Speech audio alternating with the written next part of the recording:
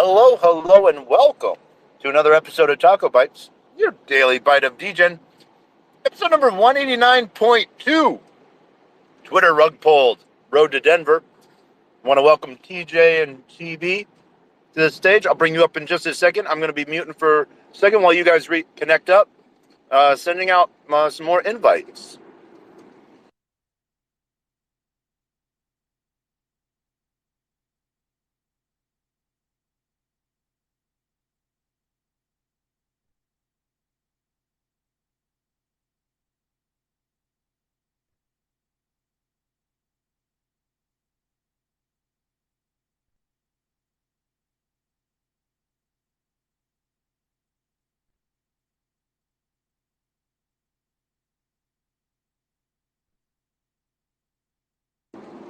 All right.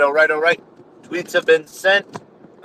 We ask that, as always, give the tweet, give the share, everything in between. TB, TJ, how are you gentlemen doing tonight? Pretty good, Taco. Pretty good. Good to hear. All good on my end, Taco. Are you driving safely? I am driving safely. 1,189 miles to go. With 842 miles driven so far today. I was worried you were going to say miles per hour. Nope. We put the cruise control on and we are going at a steady. We're only going the speed limit. We're only going 70. So we're going to speed that up a little bit. So we go 74 miles per hour. I forget the kilometer conversion to that, but yeah. Living on the edge, mate. That's what we need to do. Brilliant. Yeah, I have found driving across the country that driving with cruise control on has been the number one savior and allows me to stretch my feet and drive for very long distances, basically only having to stop for gas. Well, and people say us males can't multitask, right? Yeah.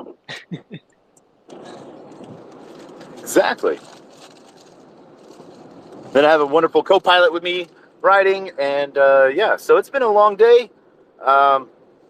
Got to listen to an amazing space today by Ledger, hosted by Ledger, and then Caitlin Long, from what is her banking name? Custodia, and sort of talking about what happens getting shot as the messenger when trying to apply to be a bank in the U.S. and meet all of the standards, and instead getting shot down for it when you try to follow the rules. So, interesting day. Then talked in one space about Celsius and some of the new stuff coming out. Then actually got to host a space with Eskimo. Eskimo set up a space for our NYC Zen or ZenYC Telegram group, and so we had a space for about 2 hours talking about sort of the Zen Degen plays and the Zen structure, what's going on in the Zen ecosystem, and yeah, talk about that tonight as well. Welcome up, Bill. I see you have changed around a little bit. I have. Hello, Taco. How are you? Well. You have some new Mystic Wizard now. Are you a Mystic Wizard? I am. It is from my favorite collection on Kadena right now. It's a PvP game. Shameless plug. It's called Wizards. I like it. It's a really small market cap right now, so it's highly volatile. Just be warned, but I really enjoy the project. The guys in there are really nice and pump my fucking bags. All right. Yeah. Well, you have my Katie address, so you can always send me a wizard if you wish me to play this game. I like wizards. Maybe. Okay. So what you're saying is there's a chance. Yeah, there is. I just posted my wizard, and if he doesn't sell for the listed price, then I can send him to you. Okay. All right. Yay, used wizards. So yeah, no. But You can also stake other the wizard and then get Wizza, and that's their native currency, and it's also got a really small market cap, which is also really highly volatile. But I think this shit's fun. It's decent. It's a good community in Kadena. all right. I was in a space today with DeFi Don, Simon, and Cole K. Talking about Celsius today, and I saw a Kadena fan in there with their K name. So yeah, Oh, you thought of me? I thought of you. Oh, thank you. I love that project. Don't get me wrong. Like, it's fire as fuck. Like, it's going to be like hard money, bro. Like, a few Kadena, like, I really do see Kadena being anywhere from $10 to $20. Like, I really do. Like, this isn't like Moonboy talk. Like, I really do see it. They have a lot more infrastructure than Atos. They have a lot more. They just have a lot more going on right now than Aptos. I just see that they're just so fucking undervalued. Now, that is curious that you compare it to Aptos. Why not anyone? Who else would you compare it to? Well, I can't compare it to Solana and I can't compare it to Avalanche because they're two different ways to tackle it. I would say Kadena really is similar a lot in structure, time, and tokenomics to Aptos. Yeah. It's just very similar skeleton structure from Kadena to Aptos. So I could say, like, yeah, you know what? The product's kind of similar. They're all blockchain, but the tokenomics, the way how everything's launched and what the market cap needs to be, they're all very, very similar. Okay. All right. And if fucking Aptos can get to $20 and whatever the market cap is right now, I feel that Kadena can get to it because it has a lot more value in the community right now. And there's a lot more going on right now than with Aptos. Let's see here. Aptos is currently at $13.87 with let's see here.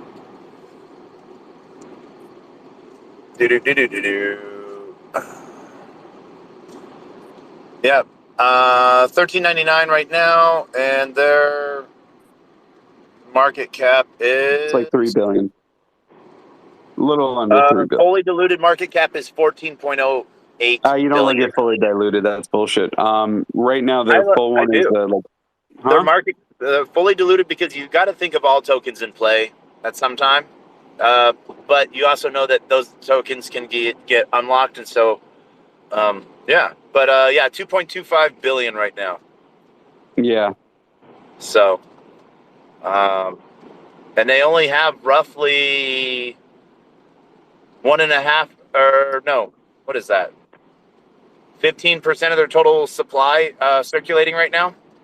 Yeah, and I do feel like Aptos is going to get fucking slashed. Because the amount of circulating supply, they're not going to be able to meet that demand. It's going to get fucking diluted hard. So I do think that Aptos will do like a nice little fucking run, and then it's just going to be a mystic fucking downfall. Yeah. Are their emissions still over 70%? Oh, sorry, Taco. Oh no, I love the Degen play on Aptos. I think I have an Aptos wallet, but I haven't done. I got the Aptos wallet just so I could enter it into some Discord giveaways. But yeah. I went to an Aptos party when Aptos was trading at around like $4, $5. And like I saw everyone that was around me and I was just like, everyone here has fucking money. And I was like, they're celebrating a project that fucking launched. I remember when it launched. It was in like June or whatever. And then I just saw it tank. And I'm like, everyone just celebrating something. And I go, something's fucking up. And I just went max leverage on it. Yeah. They sold that bitch when it went to like 16. I was like, all right, we're done. But like, no, it was a great play. I do see there's a lot of VC plays in it. Yeah, no, there's I remember hearing some things about something with Facebook involved with it too.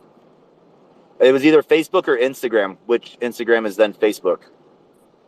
No, it's Meta. I heard that they're changing it back to Facebook as their stock ticker. Right now, it's still Meta, so you Oh, wrong. okay. All right. Yeah. Hey, I will call it Facebook because Because you're a boomer, that's why. and I will take that as a compliment, young whippersnapper. Bro, I woke up the other day and my back hurt, and I thought of you and Roman. Oh. Yeah. No. Savvy DeFi's got some cool stuff going on if you haven't gotten over there yet. Yeah, I was in their chat yesterday. I missed it, but I was in the I listened to the space that they had with their audit firm Halborn, so I am excited for that. You know, Yeah, be lit. What up, TJ? Hey, I don't know what was I asking? Oh, the emissions of Cardano, is that still sitting over 70% or is that settled? Do you guys know off the top of your head? the emissions on Cardano. Kadena, no, it's Cadena. like 50% for the first 4 or 5 years. Don't quote me, it's not 100%. First 4 to 5 years, it's 50%, and then the last remaining 50% is over 120 years. So, like, realistically, within the first 5 years, it will have great massive gains, and then from 5 years past, it will be slow accumulation up. Got you. Awesome. Yeah, mate, look, as I said, I haven't visited them since launch, and I kind of did just some quick notes. But yeah, I think it was interesting. I think it was the first blockchain where I saw, um, their tokenomics spanning over, 100 years. But you mentioned 110. I just kind of thought that was interesting. There's a lot of newer blockchains that are focusing on longevity, and a lot of the newer ones are doing that.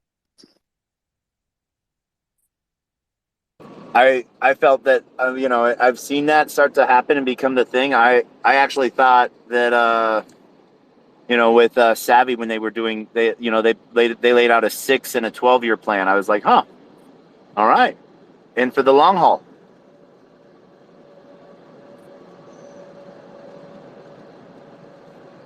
So are I you sort of think driving revisit. to Oh, Denver? What? Are you driving to Denver? I am 1,174 miles away with 857 miles under the tire so far. Nice. So, yeah. It is up for a good stop. Good run. Have 412 miles till the next gas tank refill. Bro, you're not on electric? What the fuck, doesn't? You said you were going to buy me a Tesla. You haven't done that yet. I bought you the Hot Wheels Tesla, so that counts. You haven't sent it to me yet, so it doesn't. I mean, you bailed out on me this weekend, but it's all right. You told me you were in New York and you weren't when I wasn't. Oh, I got sick that day. Like, I was, like, fucking ill. Yeah. You didn't want to be there. I didn't know if it was, like, Rona or whatever. Yeah. Oh, well, I'm glad I'm you're literally well. just fucking with you. I thought you would have, like, a Lucid or something. Nah. I'm next year I'm going to get my DeLorean. Okay. Yeah. Fire. So that's my plan. I have the NFT for it. Yeah. or I have the Ed. Let me rephrase that. I have the Ed McMahon check saying I've won that. When do you get the NFT? I don't know. They want to make an event of it, I think. I don't know what that means. What that looks like. If they said that if they said that you have it and they're giving it to you, why didn't they just give it to you? I don't know. They wanna do something with, like, they said they wanted to make a show of it. I don't know, man. That sounds sus. Hey, it's one of those things where it's all over YouTube, all over Twitter, all over. You know how many girls that I've Quantum? said, yeah, I'll go out on a date with you, and like said it in person, but like never actually like went through with it. And that is the young whippersnapper jerk move. Well, I'm not going to be fucking rude to their face and say, no, fuck off, you're fat and ugly. Like, I'll be like, yeah, I'll go out with you. Yeah, I would definitely go out with you. And then I just don't talk to them.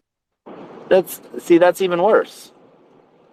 And you don't mean, have to say any of those mean things to them. Period. Andrew Tate coming up in this bitch real quick. DJ, hand up. Right, I've got a request for you, Taco, if you're willing to accept a little challenge to say hello to Telos when you get there to Austin. I will to Telos. I can do that. Yeah, I mean, look, if you can, that would be awesome. That'd be great. I should find out who's there and maybe try and link you up if that's something you're interested in. I am definitely interested in that. Are they showing up at ETH Denver at all? Yeah, I was having a look at their schedule. They've got ETH Denver on. They've got Consensus and Blockchain Expo in California. So when's consensus is? Oh, that's later in the month. That is Oh, next June, month. I think. That's next month, April 26th, I think. Oh, okay. Yeah. So after NFT NYC, and man, Nice. everything's moving up so fast. Like last year, ETH Denver was early February. January to February, and then I had like 20 days of rest, or not even, like I had like 15 days of rest, then South by Southwest, then GDC, and then flew to Dubai, and then was able to be in Europe for like 60 some odd days, I think, 50 days, something like that. I felt like forever, but it was also one of those things where time just sort of flew but didn't fly. And then June was, uh, Miami for permissionless, and then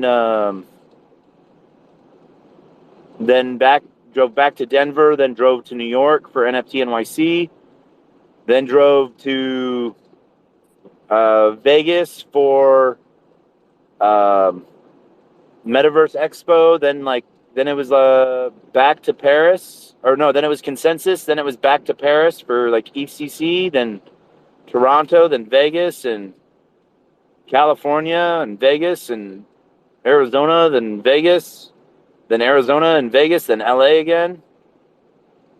Yeah. Then a lot of You don't Miami stop. towards the end of the year. Oh yeah, I was on the road nonstop last year. I didn't start nesting until like mid-December, and then hibernated, for like a month, sort of, and then started the year off at Quantum Miami. So, but yeah, no, definitely. Connect me with Telos for ETH Denver. Would love to see what they're doing event wise. Set up some interviews. I even have I think I have a Telos ledger. Oh, nice. There you go. Yeah, just one of the ledgers that's got them inscribed on it. I have to check. Mate, I'll just at you in there. What do you call it? In One of Telegram? their tweets. Oh, tweets. Just Yeah. one of their tweets. Yeah. Definitely.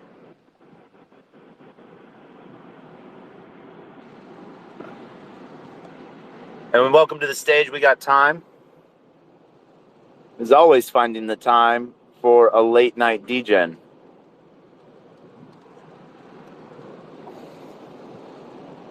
And we are now leaving Ohio.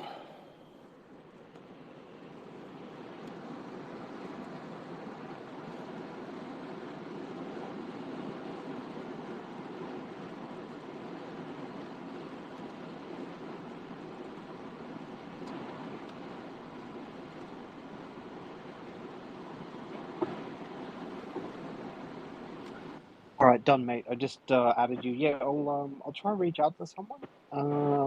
And figure out, well, first see who's going. Hey, who's attending? Okay. Definitely. But looks like they've got three on their agenda: ETH Denver, Consensus, and Blockchain Expo. Okay. There's one in Paris if you want to go there, of course.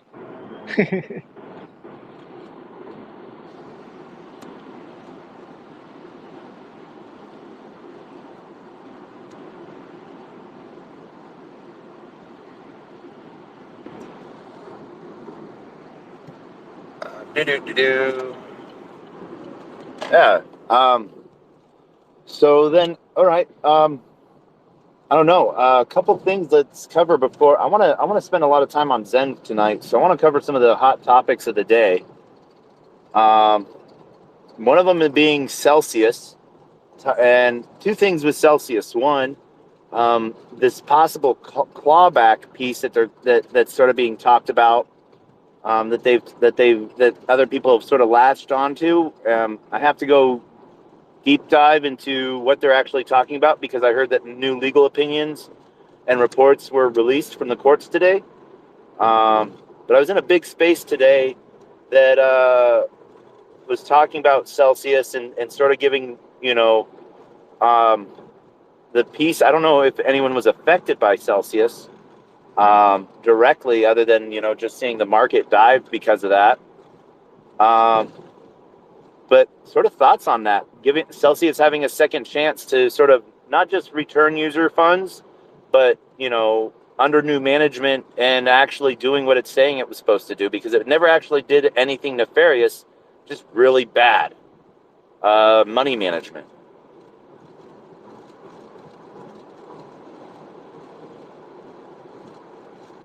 See, for me, I want people to be made whole. Ultimately, that's my want. But I think also, sadly, we're human. We learn the hard way as well, right?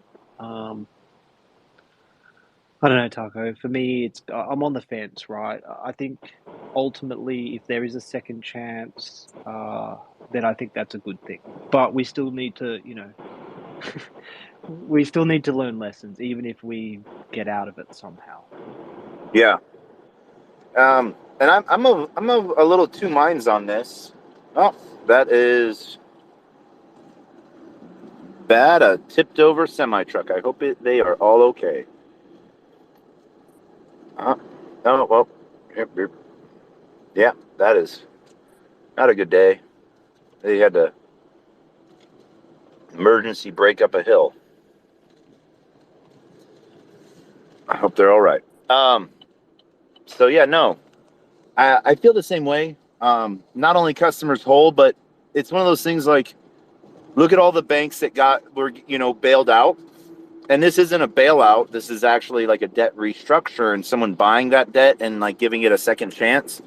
Look at what happened with all the banks, JP Morgan, Fidelity, Wells Fargo, all the others, that were given money for them being over leveraged, for them making bad money management positions, and toxic debt. And it's sort of like, do we compare one to the other? Or do we sort of give that space and just say, hey, you tried, but you can try again, but now we want more consumer protections in place, or we want more choice as a user.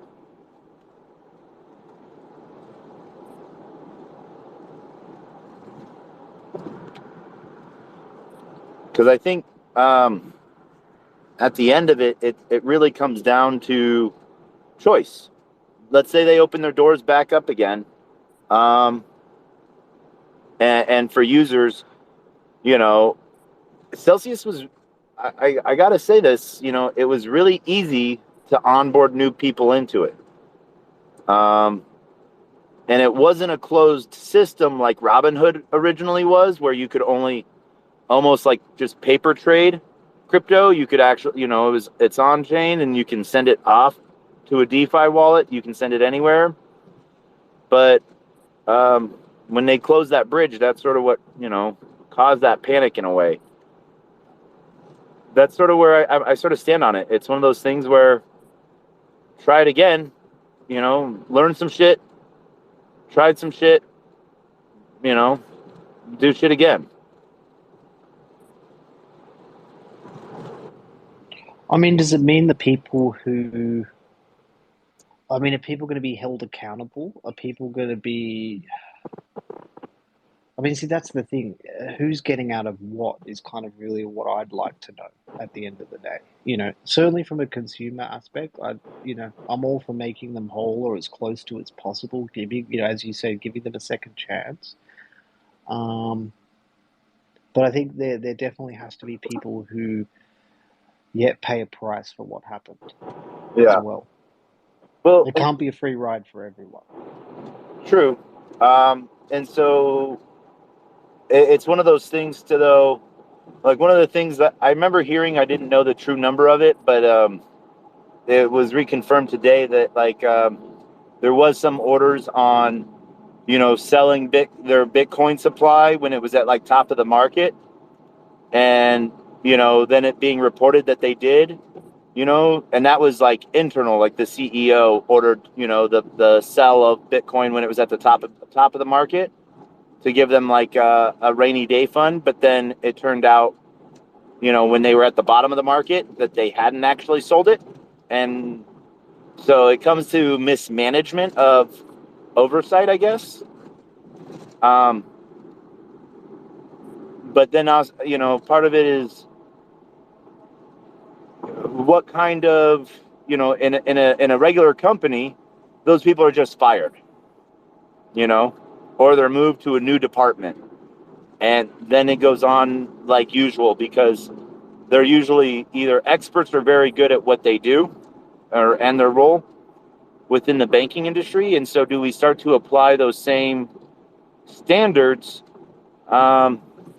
If the idea was that if nothing was done maliciously, I guess, and just poor money management, and poor consumer funds management, or not even consumer funds, but just poor back-end management.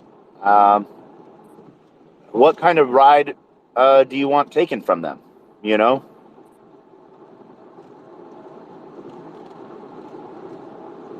And that's where I think maybe consumer protections, we could just, you know, reinforce pieces on that. But that's, I don't know.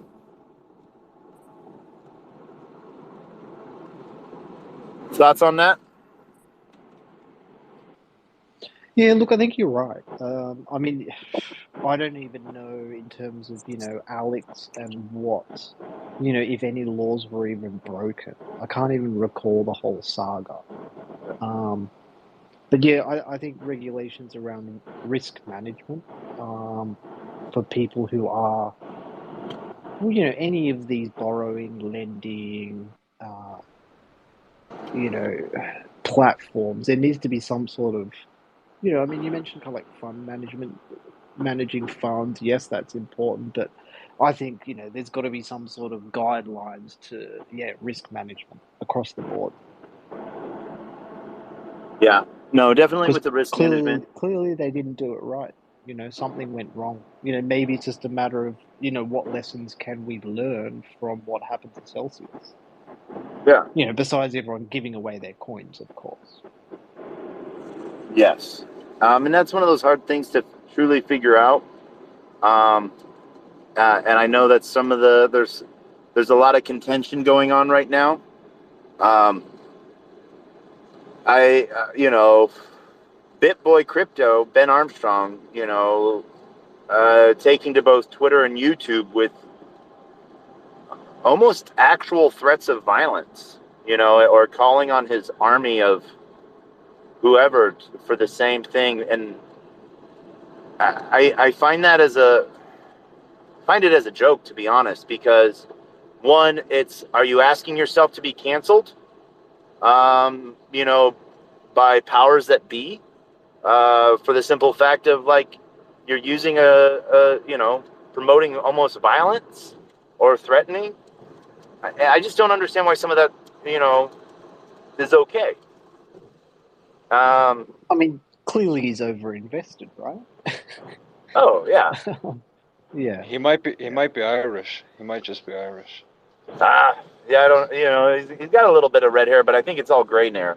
Gray now. It's one of the biggest pieces on it though is like let me ask my co-pilot a question real quick. I'll be right back.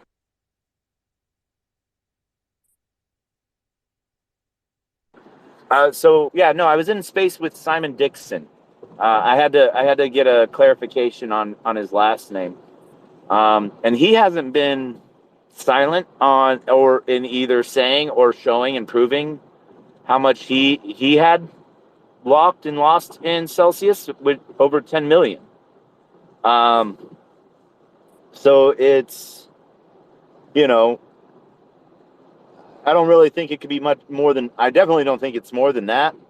But also, you can never talk about, people's finances on what's their trigger point. What is that straw that broke their camel back, in a way? No offense to camels. But it's, what is that straw for some people? It's different, It's almost like I'd rather, banks aren't afraid of someone stealing $1 million. They're afraid of 1 million people stealing $1. So, yeah, can't really talk about what other people's bags are in the aspect of what it will, make them feel, just because, people get in at different times and they leverage themselves in different ways.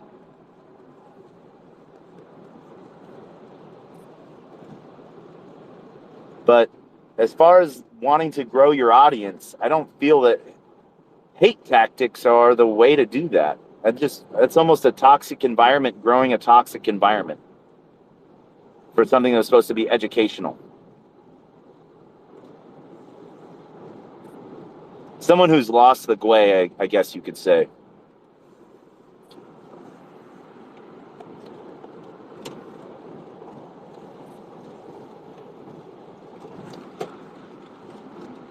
But yeah, no. So moving on.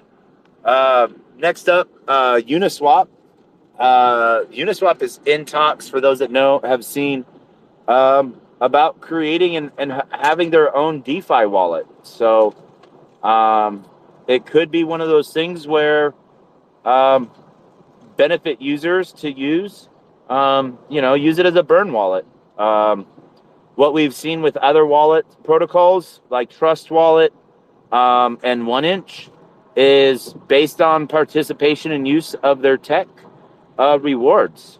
1inch gave away, I think, a total of $7 million worth of 1inch token to users based on, and that was actually a DAO vote that voted on that amount.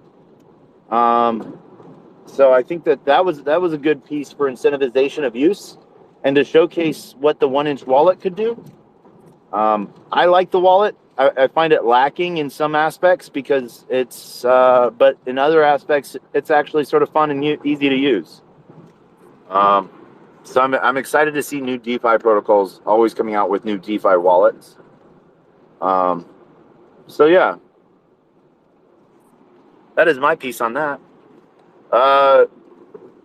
TJ, what wallets are you using right now?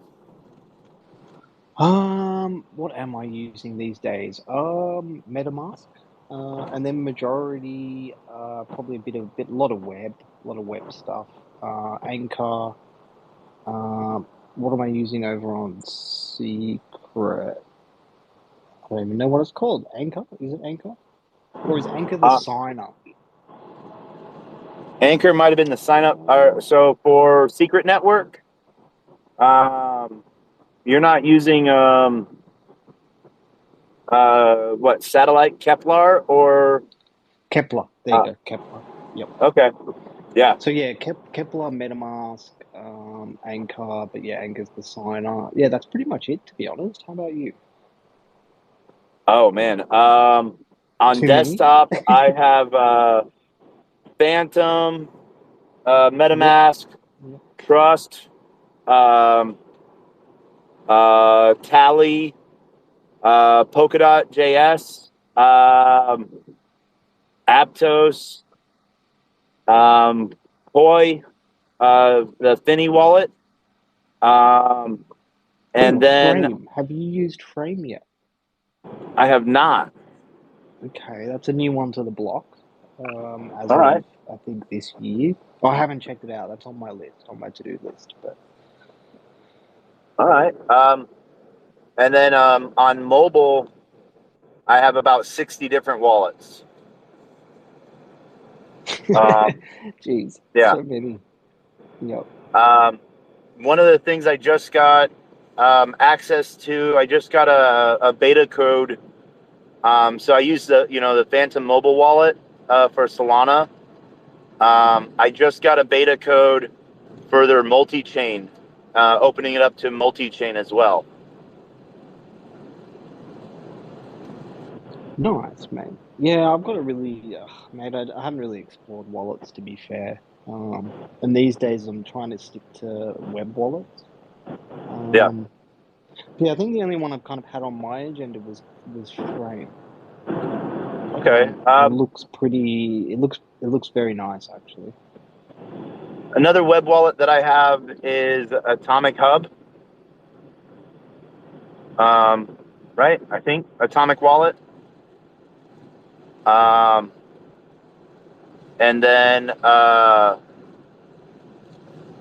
Giddy Wallet is another fun one that I have, but it's not a web wallet.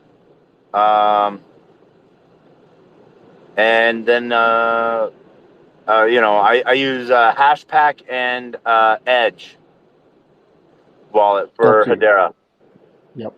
God, that's a lot, man. I can't believe I Oh, forgot about Kepler, but yeah, Kepler. You can see how long it's been since I've logged in. yeah. But let's go through the Trust Wallet, MetaMask, Phantom, 1inch, Atomic Wallet, Coinbase Wallet. I have a plain Bitcoin wallet. My Ledger Live. I do love my Asset Dash because I can put all my wallet addresses in there as observational, and it tells me all my asset worth. I like that. Kepler. Uh, there's my Celsius. SafePal. Nodal. Zec Wallet for Zcash. Um, let's see. Oh, Fun Wallet. Uh, Safe Moon. We're not going to talk about that. I think I just left that in there, and I don't even remember what I haven't touched Safe Moon in forever. All I can say is if you haven't migrated, you might want to. Oh no, I did. I migrated a long time ago to V2 Oh, as soon as good. it launched. I Yeah, haven't. I I I think right now might be the best time with the price drop down so low.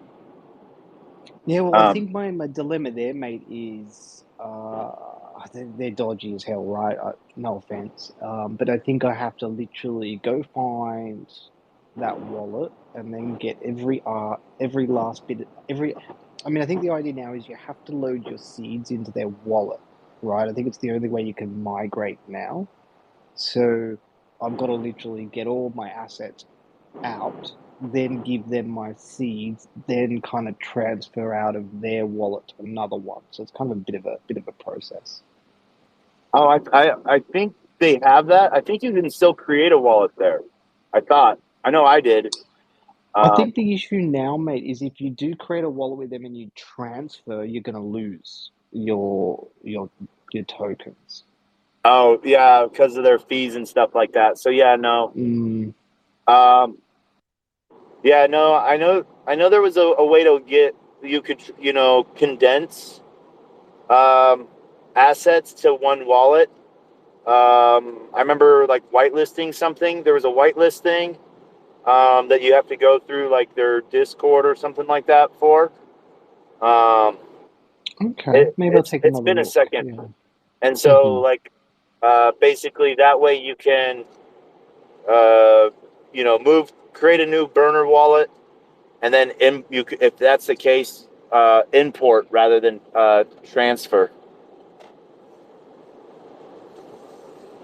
Got you. Yep. Even though I don't want to Um, go near there, but I probably should. SafePal is Just for always fun. Then I have the Play wallet from WeMix. Um, Apollo HQ. Oh, there's my anchor. Mew wallet is doing some cool stuff. That's always fun. Tron wallet, Moby, Flare. I have my Yori wallet for Ada. Zelcore, Para Algo, Fearless for Polkadot. Um, more Yori, Giddy, Helium wallet, always fun. Hashpack, VeChain Thor, Temple wallet, Blade wallet, Rainbow, Soul Flare. Oh, Amboss. Mate, you need to consolidate. And then I have a Raven Cat, Cash Raven. Well, it's one of those things, different chains for different things. Yeah, you're right. Spot on, man. I remember another one, Stargaze. Stargazer is the other one I've got. Okay.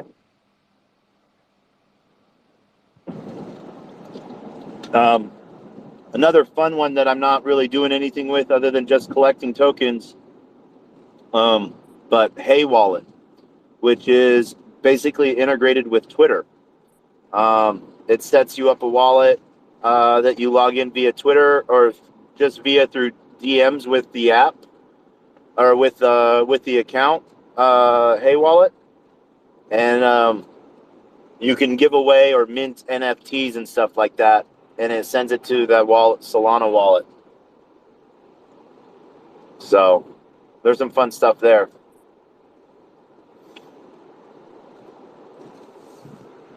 But that's sort of where I've been going with that piece. Let's see. East Denver, that's coming up. We have, got some invites to some different events. And then a lot of Polkadot events. Got asked to go to Web3 Denver, which is going to be a side conference to provide some media coverage. And that'll be a blast, interviewing founders and such. And so, but it's going to be jam-packed starting Saturday. So really excited for that. And then last but not least, for the night and for the rest, who knows how long we can talk about it. Zen. Man, who is getting ready for, who's been minting? Have you started playing around with testnet yet? X1. TB, have you just started doing anything yet with the X1 DevNet? No, I haven't. I haven't. Okay. I know. So you're using MetaMask off a desktop, right? Mask off a computer. Yeah. Yeah. Okay. Yeah. Well, yeah.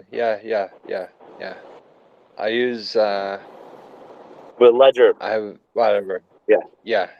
Yep. One of the things that they did was automatic RPC loading. So if you go from the Zen.network site and you click on the the X1 DevNet, it will load that network basically to your MetaMask for you, so it will show you if you already have any X1, and to do any of the stakes and stuff like that. I know I had a couple stakes come up on the OG Polygon NFTs, and then now we have Phantom coming up this Saturday.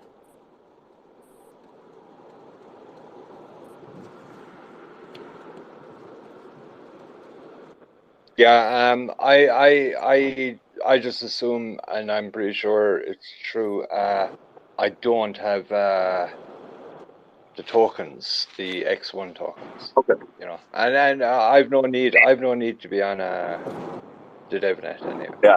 You know, it's for devs. You know what I mean?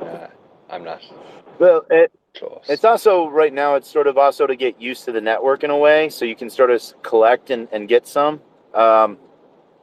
Since I burned 3 NFTs, I ended up getting. I did three claims on NFTs. I ended up earning 3x1, and so I minted out a max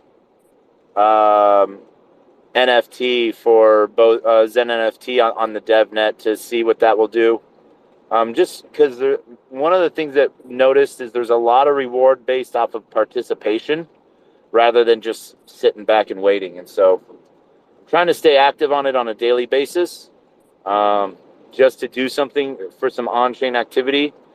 But yeah.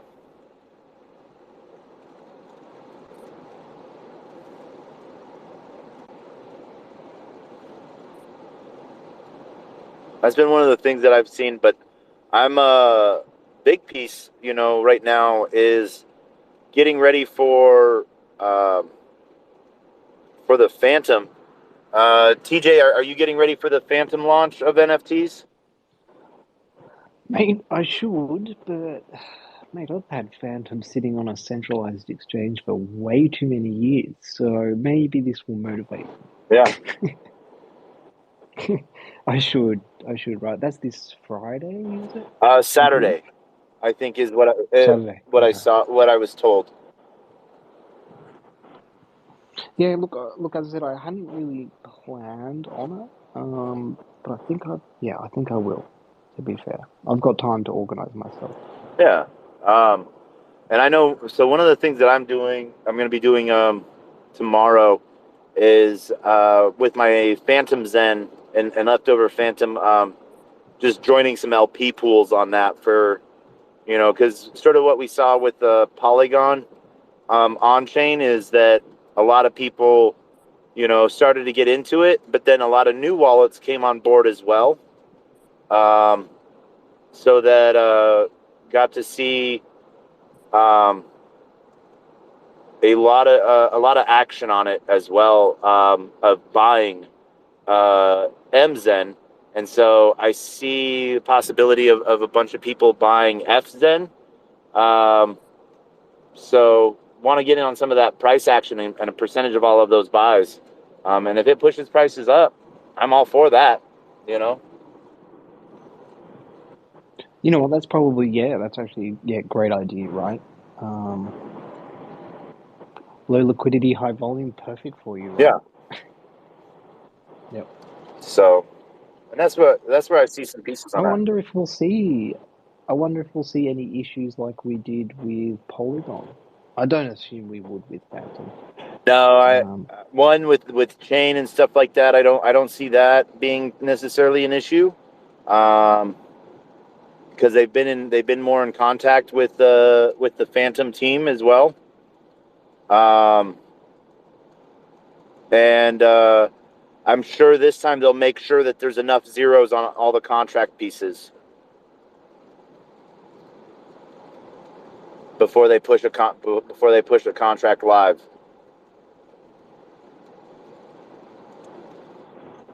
Well, we can't have Zen breaking another chain, right? Well, yeah, it might break the chain, but I'm sure that they won't. They'll make sure that there's enough zeros on the burn as well.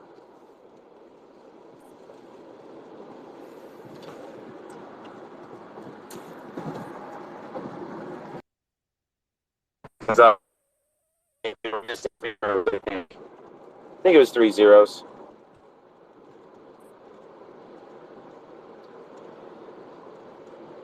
Yeah, Instead of it, it's supposed to be 10 billion, and it was 10 million, I think. Yeah. yep. So that'll be interesting to see, and I'm sure they'll have that on point. I know one of the things that has been talked about, and well, I've talked about with someone else about a little bit, and I don't know if you guys have sort of seen this too, versus the Zen NFTs for both the Apex versus the collector. So where the collectors can earn 10x1 per, while the Apex earn 100 per one. But it doesn't matter how many, with the Apex having to be a minimum of 128 VMUs. The price piece for that, whether you're just going with one VMU, I sort of see that as being almost a reason the Degen play might be to mint a bunch of collectors rather than Apexes. And I don't know if anyone else has sort of seen that or thought that, because it was a really good point pointed out to me by someone else. And so not sure if that was something that was sort of on anyone else's radar.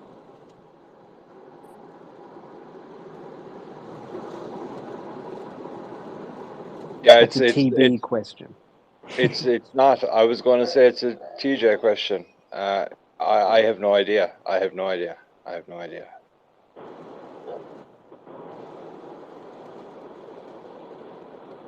I don't know. What are your thoughts on? It's logical though, right? I mean, it does make sense. Yeah. I'll have a look. And it goes down to the, obviously as we get closer to like testnet launch and stuff like that, those numbers will change. They've said that those numbers will change. But what the numbers are right now, so rewards for right now are, does it pay off to make the small degen play versus the higher reward piece, and thoughts on what that might look like.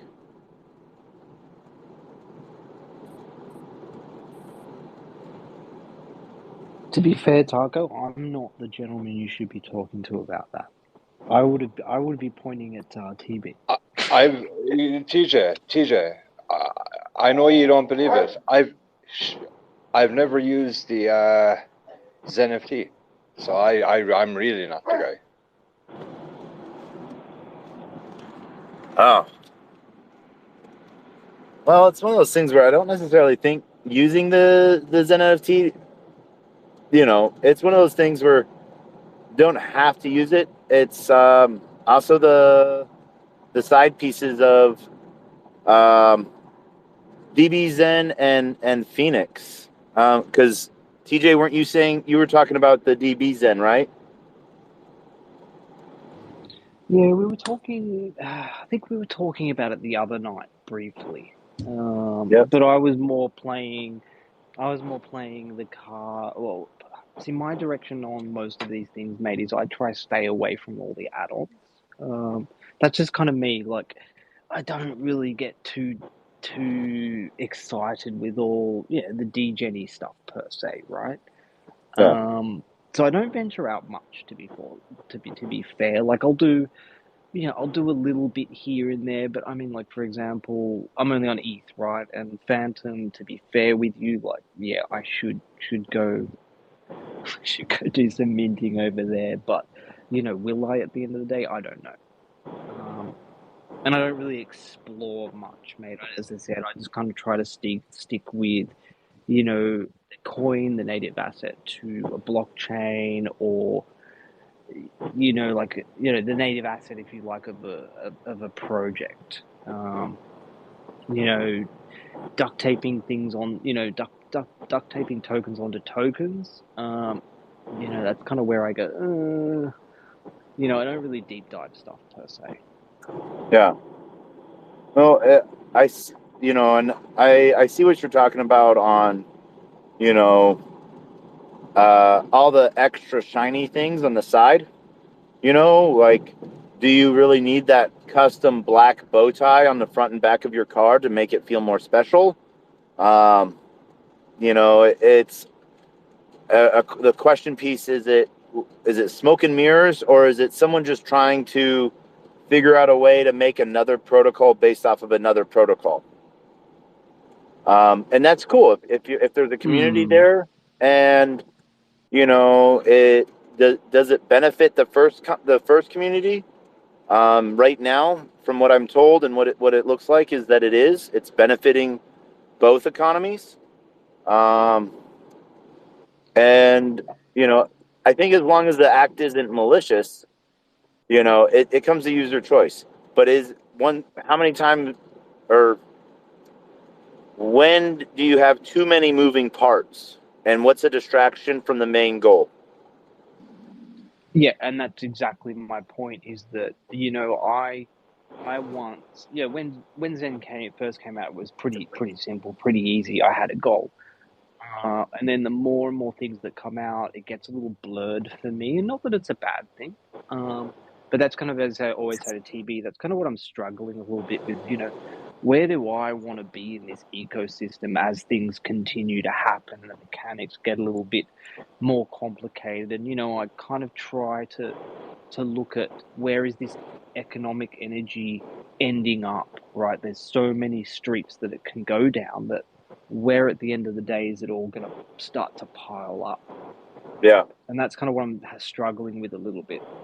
But I don't know the answer to that, right? Like, it's a good question, I'd say. But for me, I didn't do any of the other ones, but I am doing Phoenix because it's pretty easy. It's like, it's almost in a way, it's like you just do a ladder of them, and it's set and forget. You just show up to collect it or whatever. It's easy. You know what I mean? Do you want? I haven't had a chance to look. TB, do you want to talk about it a little bit, or what you've seen so far in your user journey? Well, I just know the base, like the layman's version of the basics. It's Sure. You burn your way in. When you get in, you can stake for 55 years, I think.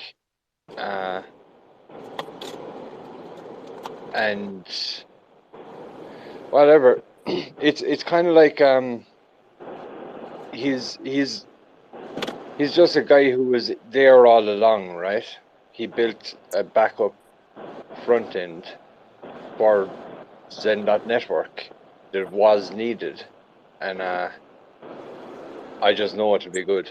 I don't really know the technicals that well. You know what I mean? The mat is nice. The mat is very, very nice. Very nice. Yeah. All right. And then, so, have you been able to? And so the pieces with Phoenix, I keep saying Phoenix.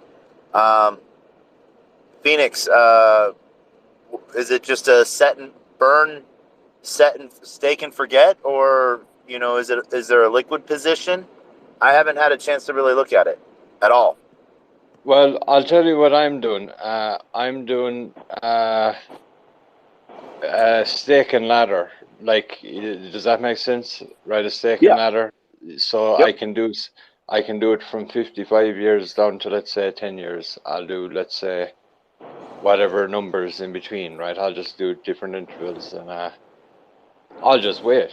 I think I like the idea of just waiting, keeping your word, and I don't like whatever. You know what I mean? I just like the idea of waiting. So if I just waited, let's say 10 years for the first one to come in, then I'd have that come in. That'd be cool, right? Okay. Um, hold on Think of Hex, one. Taco, with that one. That's probably the Yeah, best way to think about it. that's what I was sort of thinking. Hold on one second. I gotta try to find something. I'm gonna go on mute for just a second. And just so you know, I do tend to hedge everything, so I'll be like hedged a little bit everywhere.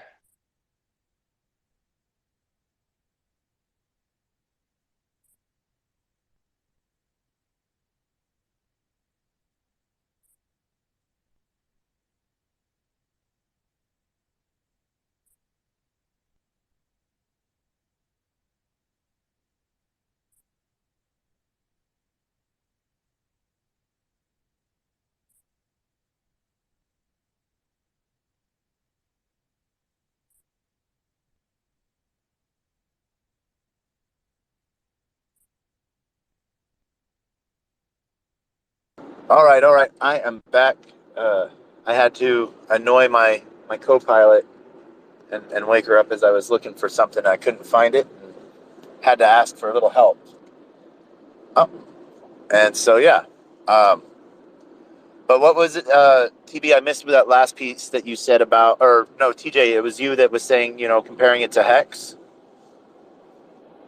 Yeah, I think that's probably the best way. TB, do you agree with that? I'd say that's probably the most, yeah, very similar in terms of, creating ladders, locking up, um, creating NFTs, locking up for periods of time, generating, different APYs, based on your staking or your locking up. Yeah, very similar to Hex, just it's decentralized as opposed to the way, right? Yeah. We'll own it because you can only burn your way in. So whoever burns their way in, right? Or whatever. Yeah, and I'm sure you can do short-term strategies as well. But my that won't be my That's not say. your play.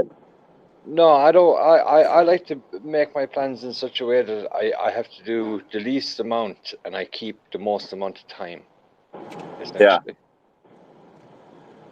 I do. I prefer doing a mixture of just for being able to have a liquid position, or being able to get to a liquid position soon.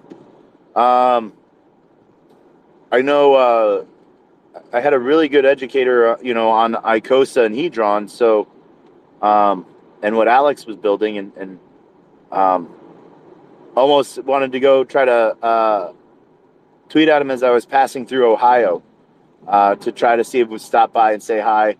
Um, but I knew that would probably be a no. Um, but yeah, no, it's sort of interesting to see. Why did you think it would probably be a no? Well, because I know that right now he's in builder mode, Fair, and yeah, the yeah, last thing he wants is a Degen driving by, saying hi and doing a TikTok video with him. Because I know they're working to keep like the location a little private. Um,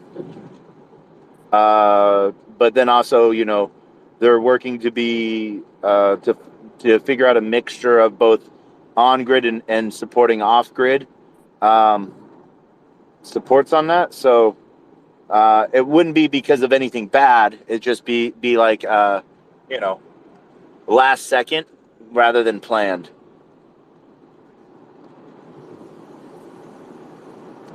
yeah.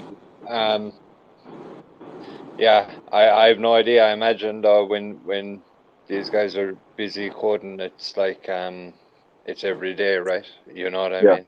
I'm sure. Yeah. One person I am looking forward to see again and sit and talk with is Walrus. um, and sort of deep dive into what he's doing and with liquid loans um, and well, and then what um, uh, Buck.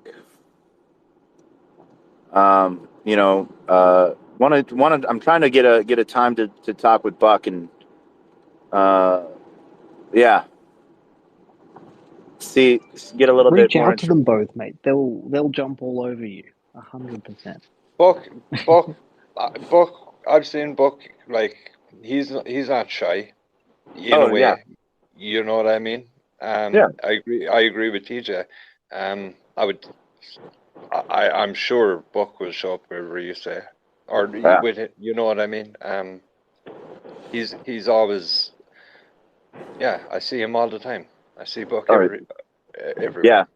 I see Buck all over the place too, and willing to do. I'm just not. I'm not flashy like some of the other people that do a lot of YouTube stuff. Uh, I'm definitely not going to make a potato video of myself. Um, I've met Joker. He's a good guy in person. How he you know, good content creator. You know, very interesting on that aspect.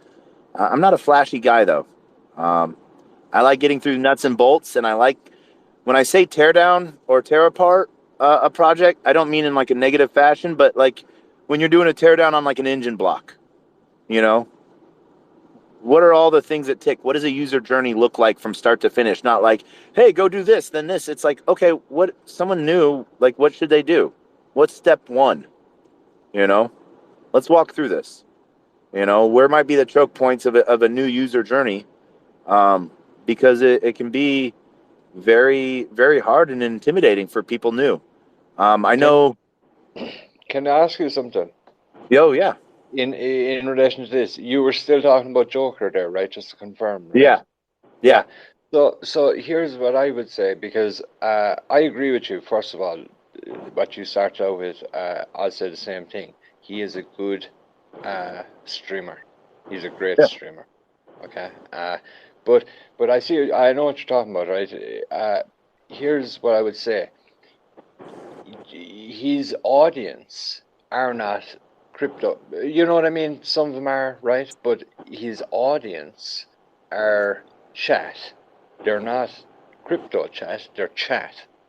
yeah, A year ago, I was chat, right?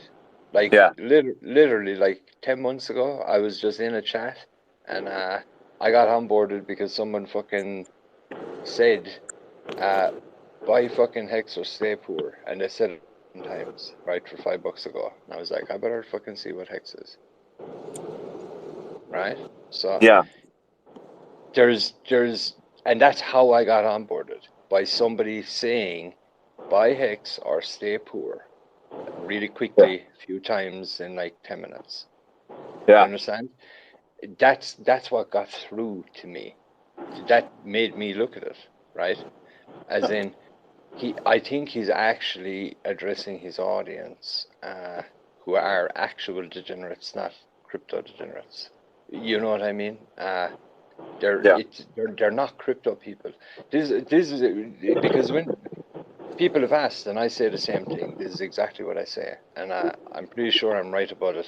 I think he knows his audience better than we do, and I suggested to the Xenians, if you want him to accommodate ye need to pay his bills. It's that simple. There's someone paying. It's not someone. There's a bunch of people. There's going to be however many people paying his bills. He has to cater to those people. That's the life of a streamer. That's just the life of a streamer. If it was Xenians, he would be able to cater to Xenians. You know what I mean? It is that simple. It is that simple. In a way. Yes, you stream to your audience. You know, I streamed live for 3 years, I think, on Taco Tuesdays. And that was, you know, I used to do a lot regular streaming and stuff like that, or live streaming and stuff like that, and dev talks.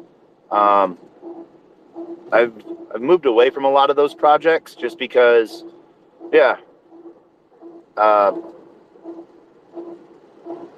that was not what I don't know.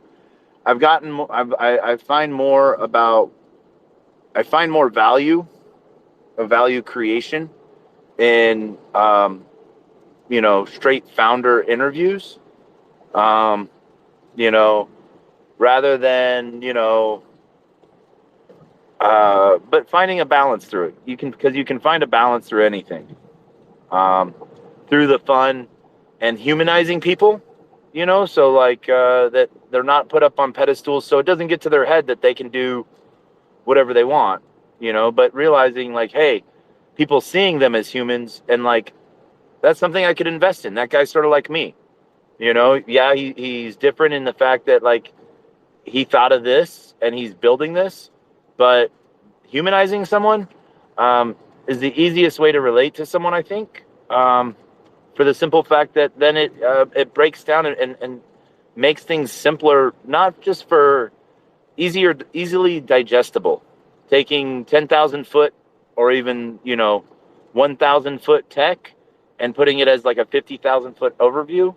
I think that's one of those things where it really helps onboard everyone, because and the Hex community was, from what I'm told, when it started off, that's what they were all about.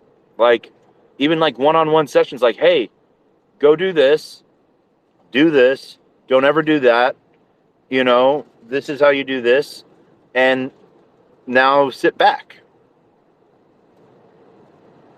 Because you said it was people saying,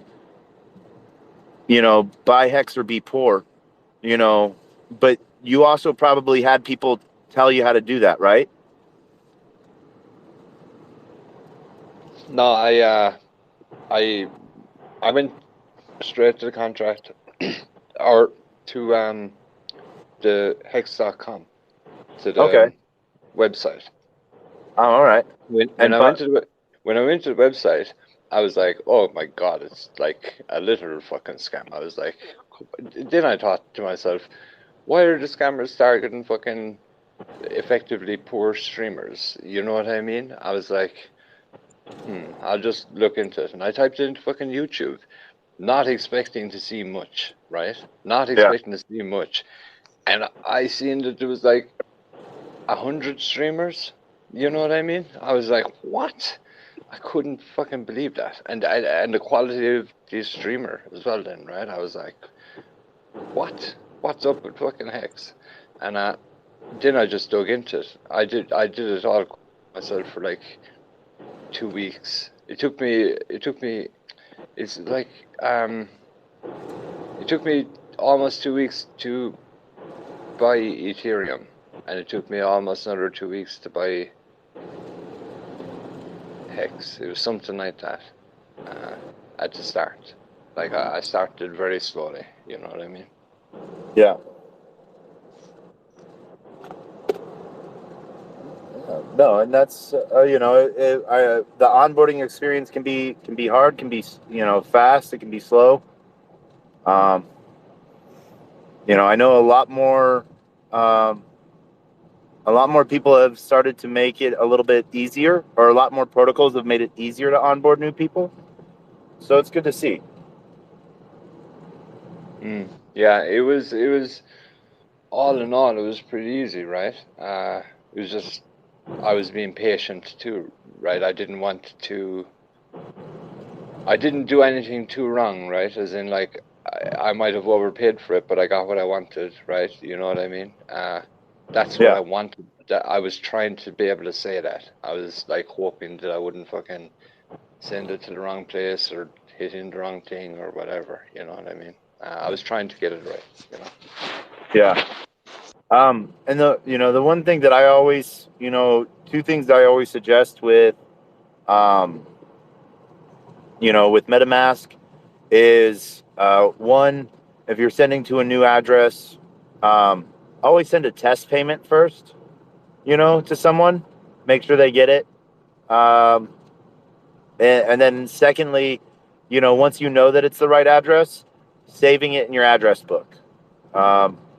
That way, like, I've had friends that literally they literally messed up somehow. they went too fast, and they weren't new to crypto. That they're experienced degens, and they still send like the money that they were trying to send to someone else. They still send it to. They've accidentally sent it to like the contract address. So it's one of those things where address books, use them, save them, love them. That's my number one tip on that, and sending test payments. What's an address book?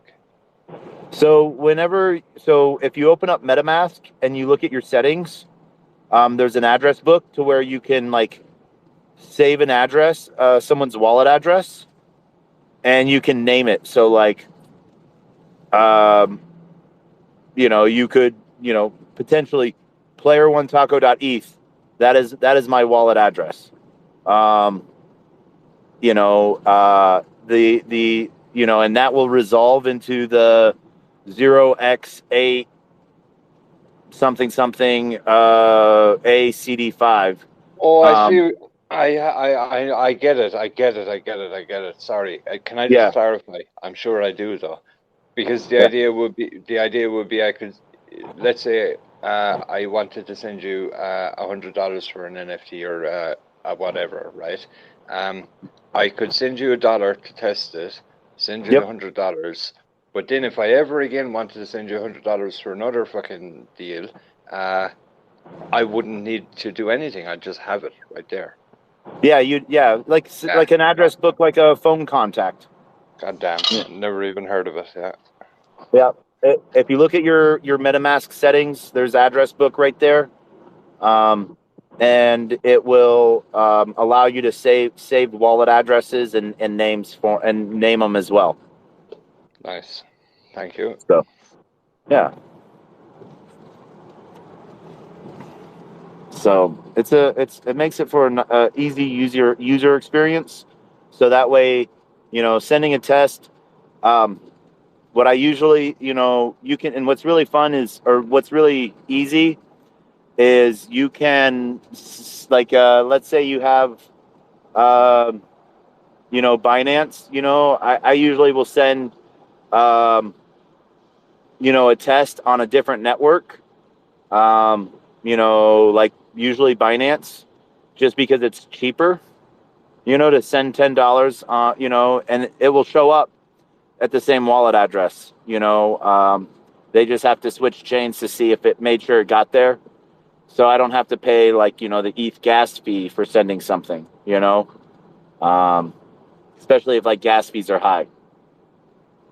Yeah, you'd be kind of happy and impressed, or maybe you wouldn't, but you know what I mean? I don't do that many transactions on ETH. It's like I make my transaction and that's that, then, you know what I mean? I don't mess around on it, or you know what I mean, do more than I need to at all.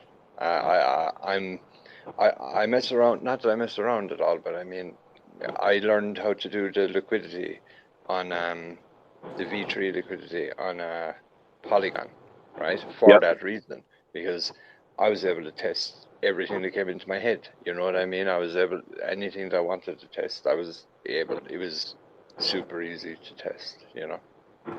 Yeah, and it's a lot cheaper to do it on one of the layer 2s or layer 1s that are EVM than it is on.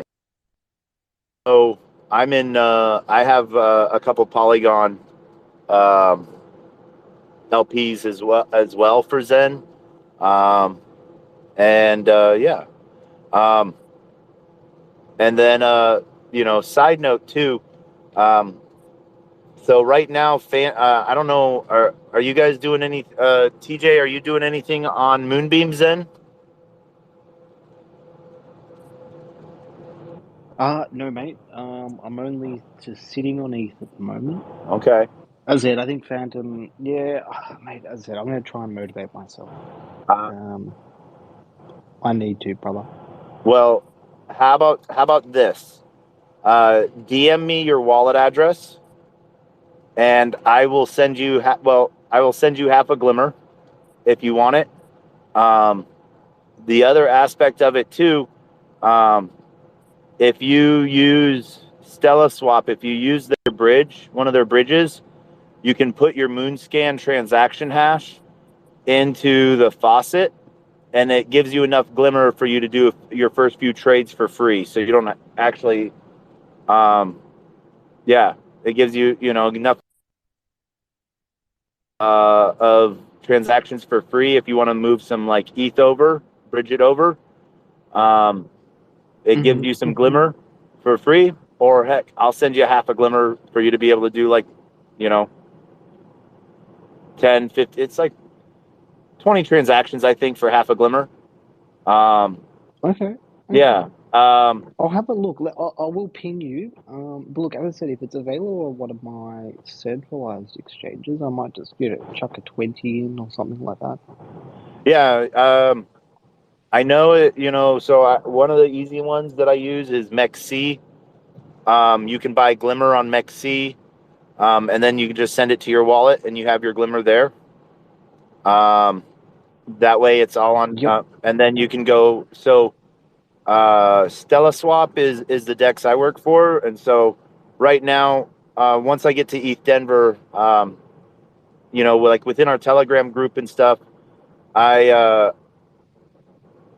asked the group to go in and start and join the Discord and start asking about whitelisting Zen, so that the token auto populates rather than having to copy and paste the contract address in to be able to have it show up. And Yep. so we have, so a couple people, I know I've started up a Zen pool. And I'm going to be working to whitelist another custom Zen pool.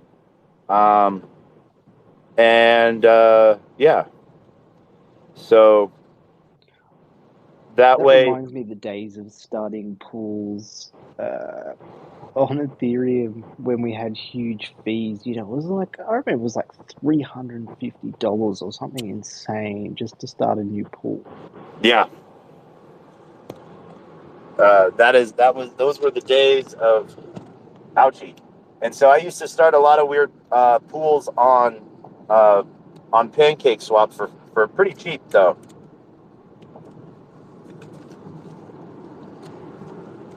That's where I did a lot of my pool stuff, just because the more trading pairs a token had, the more aspects, especially what I would do, because back in the day, like CoinMarketCap used to have all those airdrop things, and so I would go get like whatever token I liked, any airdrop I got, I would go make an LP pool for that token and my favorite token, so that it would show up on the farms, and if someone wanted to try to trade it, they could.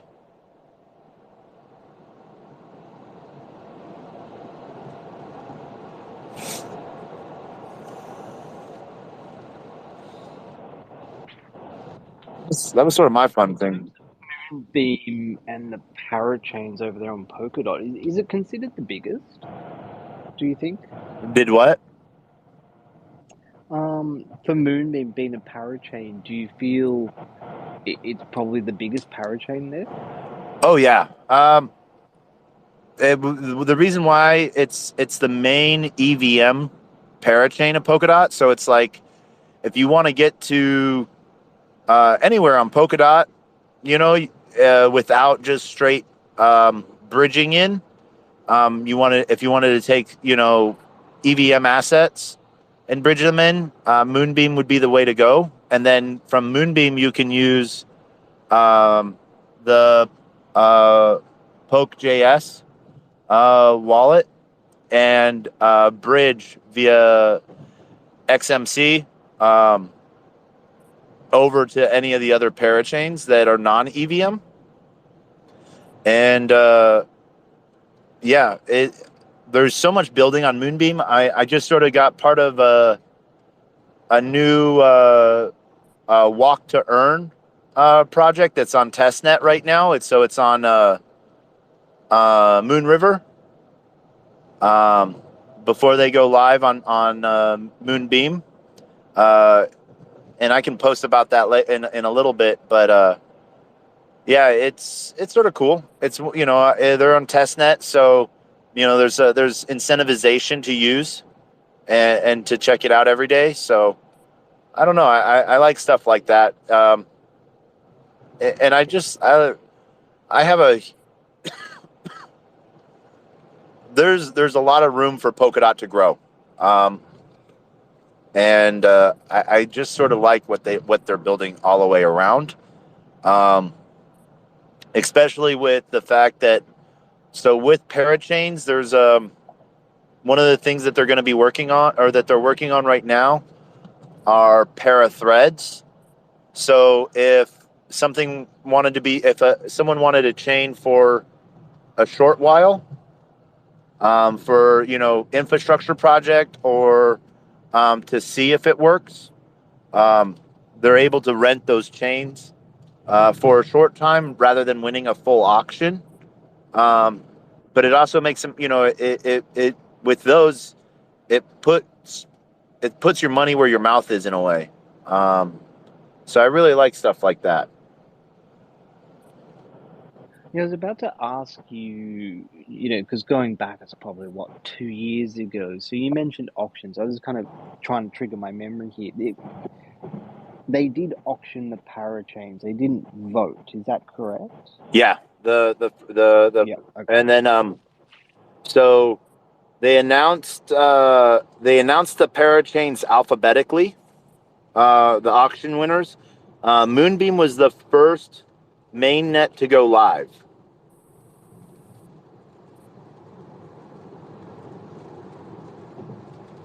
So they were the second named auction winner, but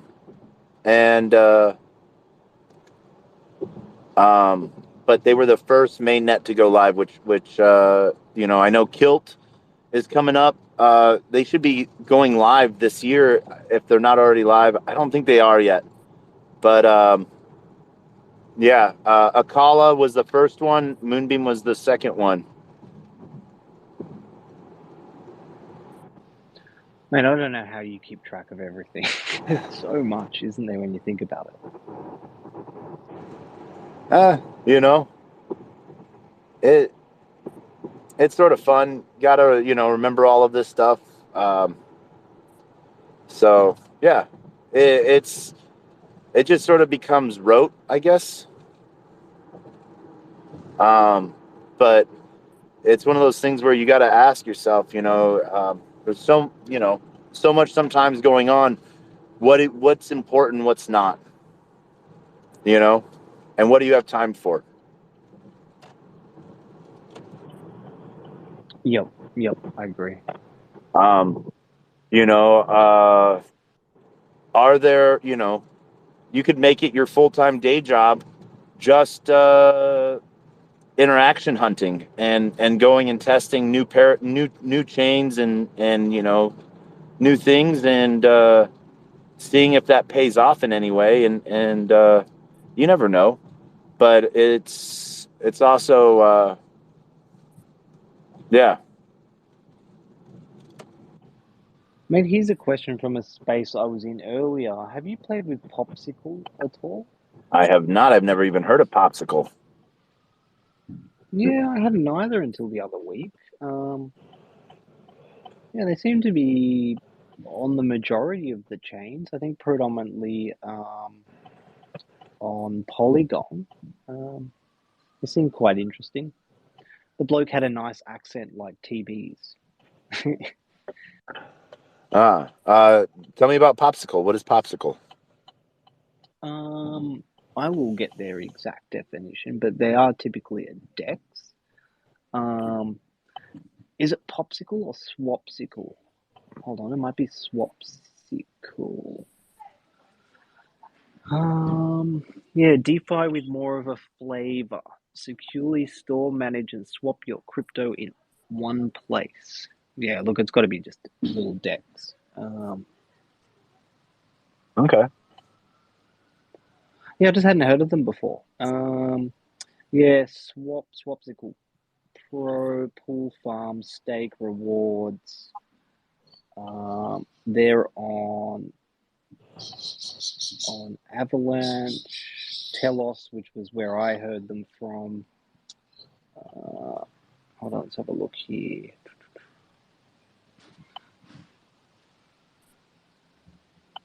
TB, do you remember what chains they were on? Their website's actually not. I mean, it's a pretty website, but I have a I can't see feeling their chains. I have a feeling he said AVAX Phantom, right? Was that guy? Yeah. Is that Yep. I wasn't able to follow everything in there at all, but I think he said AVAX. Maybe I'm wrong. I think you're right, because this website's only saying, Avalanche and Telos. I thought they were on more. I thought he said Phantom too. Maybe they asked him about going to Phantom or something. I thought he did mention Phantom as well. Okay. Same guy. Maybe it was out of context. Maybe they mentioned Phantom about something else.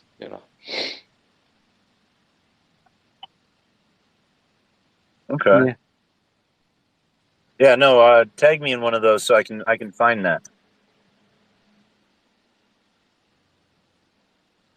Yeah, he seemed like an Done. alright bloke, I think, TB.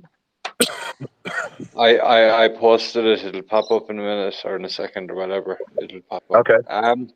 Yeah. Everybody, you know what I mean? Like, from my point of view, you're all very competent. Everyone. You know what I mean? Roughly speaking, you know what I mean? Him included. Everyone on Telos seems to be. You see, I must get involved and see what it can learn about it and whatnot. But everyone's. It seems like it's an open. I don't know. It's it gives off the vibe of it's like chill, like if somebody within the ecosystem wants to do something, they're going to be able to do it, kind of thing. Within reason, right? I must say it was interesting, TB, on that comment to see, almost product competitors, i.e., let's think about the Dexes, being able to come into one space and, they openly say, look, we're going to work with each other. I think that's kind of cool. That's the vibe I get with a lot of the Telos spaces. Yeah, Yeah. I was saying that for a few days now, right? Like before today, I was saying that. That's like the vibe I get in general from the Telos people. Very like welcoming, right? I was saying welcoming. Just decent, So I'll give you why I think it's contrasting for me, because when I came into the Richard Hart ecosystem, and in the Richard Hart ecosystem, he's making the pulse chain, right? I just met a guy this week who's making NFTs on pulse chain, and hardly anybody knows about this guy, because who's going to fucking support him? Because nobody wants Richard to come down on top of them. You know what I'm saying? But he's right anyway, and there is a gap in the market. But that's my point. On Telos, that would never happen. On Telos, there'd be like 10 guys clamoring to make it. Whatever, you know what I mean? There wouldn't be any fear. Fear creating a gap in the market. Come on. You know what I mean? So I like Telos in that regard. There's a big contrast there for me, just because I came into the ecosystem I did at the time I did. You know what I mean? Richard would say, Mary, if you came in when I fucking made it, you wouldn't be saying, right? You know what I mean? And it's true. Probably, I'm sure. You know what I mean? But I came in when I did, and Telos seems very fair by comparison. Well, it is Like, interesting, TB, that we don't see Richard Hart having interviews and doing live streams with the builders on his blockchain. That's one thing I like about Telos is the CEO gets up, the marketing bloke gets up, their core dev, just this morning, TB, met with Corey and did an interview. When I pinged, I kind of set that up because I had a bit of a connection with Jesse, but I mean, you kind of need that, right? That whole community vibe. Everyone's happy to work together. The Telos Foundation retweeted Corey's video as well. Richard Hart should be kind of retweeting people who do streams about Hex. You kind of want that, right? I'm sure you do, right? It's you can see how happy it makes people when Jack interacts with him on Twitter. Okay, just take Twitter, right? He's in every group in Telegram, right? He's in YouTube. He's in Instagram. I think TikTok, right? You know what I'm saying? Like he's expanding his footprint, and he's just no problem with being everywhere. Literally everywhere, right? So I shouldn't just say Twitter. But you And get no my problem point. talking to people, right? Jack's Yeah, got and no it doesn't problem matter. talking to And people, promoting things. Yep. if they support him or if they don't support him, he'll still interact with them. You know what I mean? He doesn't care. He'll be like, okay, I see a funny opportunity. You know what I mean? Like, I don't see that from Richard. You know what I mean? And maybe that was there at different times. You know what I mean? So I'm not trying to be unfair because at the end of the day, Richard built something that made me around, right? I had looked at a lot of stuff, right? A lot. Uh, you know, uh, I'm not trying to shit on him. I'm just saying it's quite insane to me that there's nobody planning to build NFTs except one guy on Pulse Chain because everybody's afraid of mentioning NFT, right? And it's appealing. Telos is appealing to me because that could never exist. You know what I mean?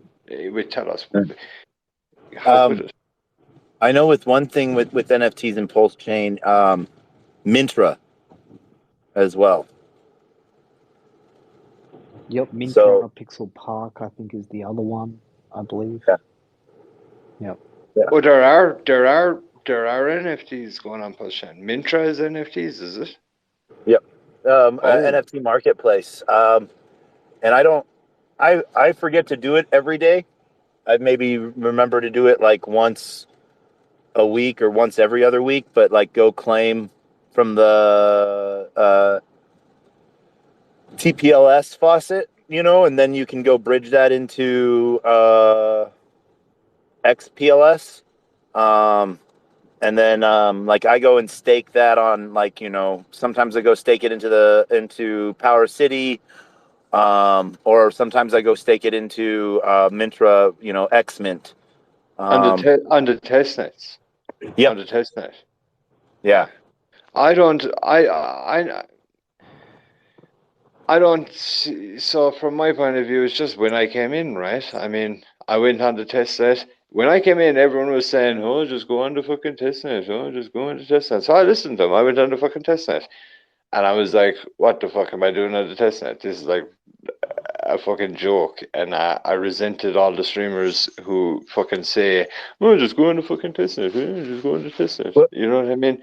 But it's literally like terrible advice, I think, for to be given new people in general. You know what I mean? Like, what use is it going on a test net that's a V2? There was a V1. There's going to be a V2, hopefully. You know what I mean? What's the point So of me learning something? the That, point of it is experience. So for the simple fact that the protocols and it's not your first time looking at their pages, so like I want to say it was Walrus. It was either Walrus or it was Buck. That said, sort of laid out, because someone asked the same question, what's the point of going on the test net? And so they're like, so it's not your first time on it, and experiencing one of the platforms. So like what you need to do once it goes live, how to get into it, and it's not your first look. And I agree with that because it gives you that experience without having to lose anything.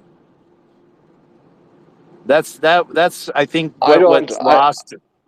I hear what you're saying. I just don't buy it. I don't buy it because everything changes. Like Yeah. it's just a test net, and there's literally a promise of a different version.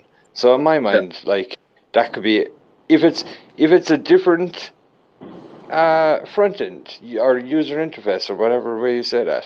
If it's different, it's a whole new system to me. You know what I mean? I would have to learn it twice. Why would I learn it twice? You know what I mean? He said he's going to give notice. He's not. You know what I mean? He's not going to destroy the Hexicans who are relying on his word that he will give them notice, right? So that's in a worst case scenario. Like I could get on it like the week before launch. You understand? From my point of view. And that could be any number. That could be version 7 in my head. Well, I don't really think too much on the front end UI will change unless like bugs are found. What a lot of the projects are wanting, they want users to try it out to make sure all the contracts work, to make sure it can hold the load. And so like that there's not bugs in the contract and that the user experience is easy. I've been doing test network on Savvy DeFi's loan protocol page, and it was very easy to use, minus the fact that it wasn't very clear on what you're supposed to do. Like the user journey was started 3 pages deep, then you had to go to page 2 for step 3. Then step 4 was page 5. So it was streamlining the user experience, not necessarily changing the UI so much, but it's the user, what do you want to see? And so that's why a lot of people will ask that. Yeah, it could be welcome Samantha to the room as well. Onboarding 60. It could be a meeting. I just got very impatient with it. I was like, okay, this is how it all works. And I was like, I just didn't understand the point. Yeah, no, and the point is really just to sort of allow you to sort of see the experience. So yes, iterations might come along that sort of change that up, but the concept is there. And it helps projects out so that they can learn. And so, you do have a point of you could just go do it a week before it launches. But also some projects have said that, I've been taking, the back end of what's staking is carrying over from testnet to testnet, so, I'll gain some rewards from it, some payouts for it. And so, there's always that participation piece as well. Yeah, but I'm literally trying to minimize my time spent. I'd rather spend 100 days figuring out a plan that saved me all the hassle, all the time. You know what I mean? That reduced the amount of time to the most I could. Does that make sense? I'm not. I have stuff I got to do like in my own life. You know what I mean? Yeah. It's just that simple.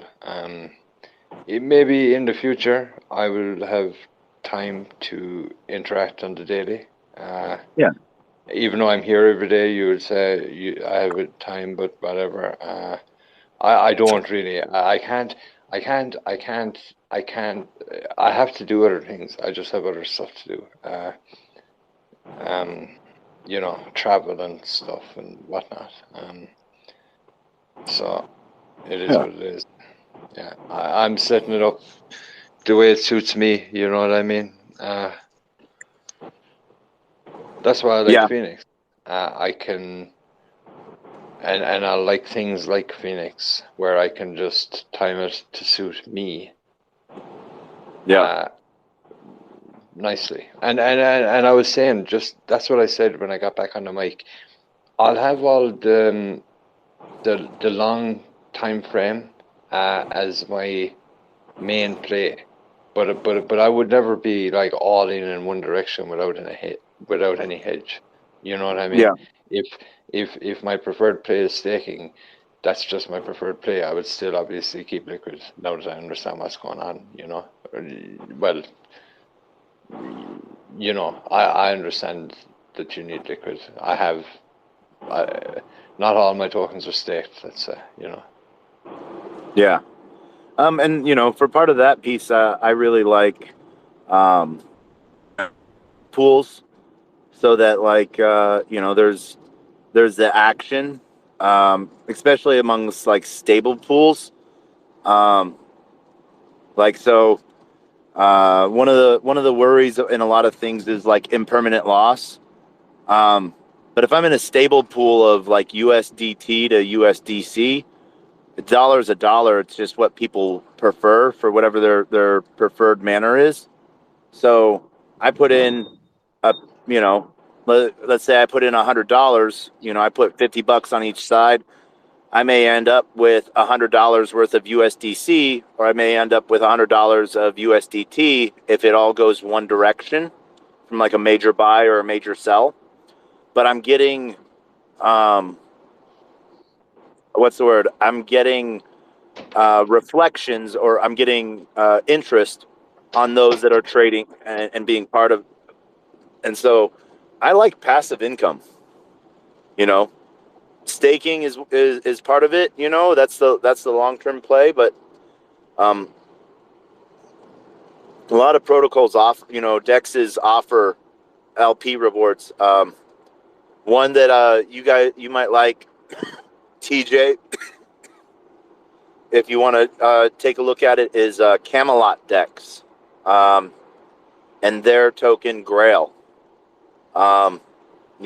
It's I think the token now is over the price of ETH, and it started off really slow, or really low, and it's slowly just built in value, and that's just from staking as a reward. So I like to provide into the ecosystems.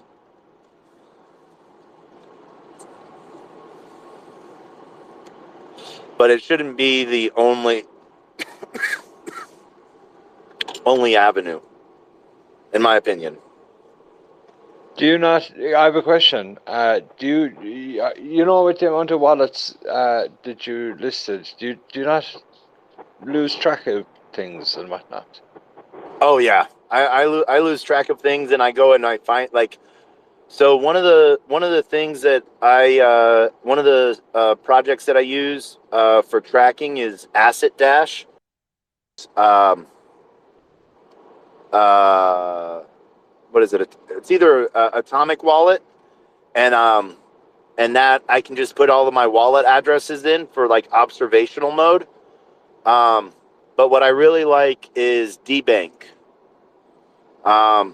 You can, it will show all the chains, and then it will show like, hey, you have this money on this DEX. You know, and yeah, Because it's a scanner as well, DBank, I believe, right? Like you You know what I mean? Like if you forget about a pool or you've got something staking somewhere on Yep. some protocol, it's a good one, definitely. Yeah, it will tell you what dex it's on, and it will tell you what pool token it is. You know, I actually found something that on one wallet I had forgotten. I had made some bets on Pancake Swap on their bet up or down. Will the price close in 5 minutes at a higher price or at a lower price?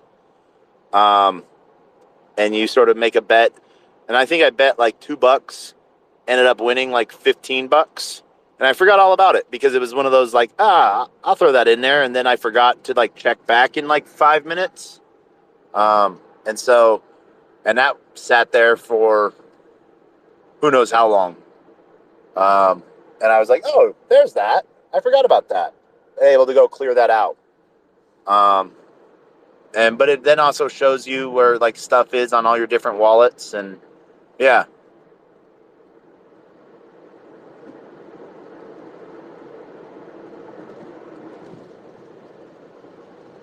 So I do like DBank for that. But that is EVM chains. So but I use block scanners a lot. So that way I can see what's what where.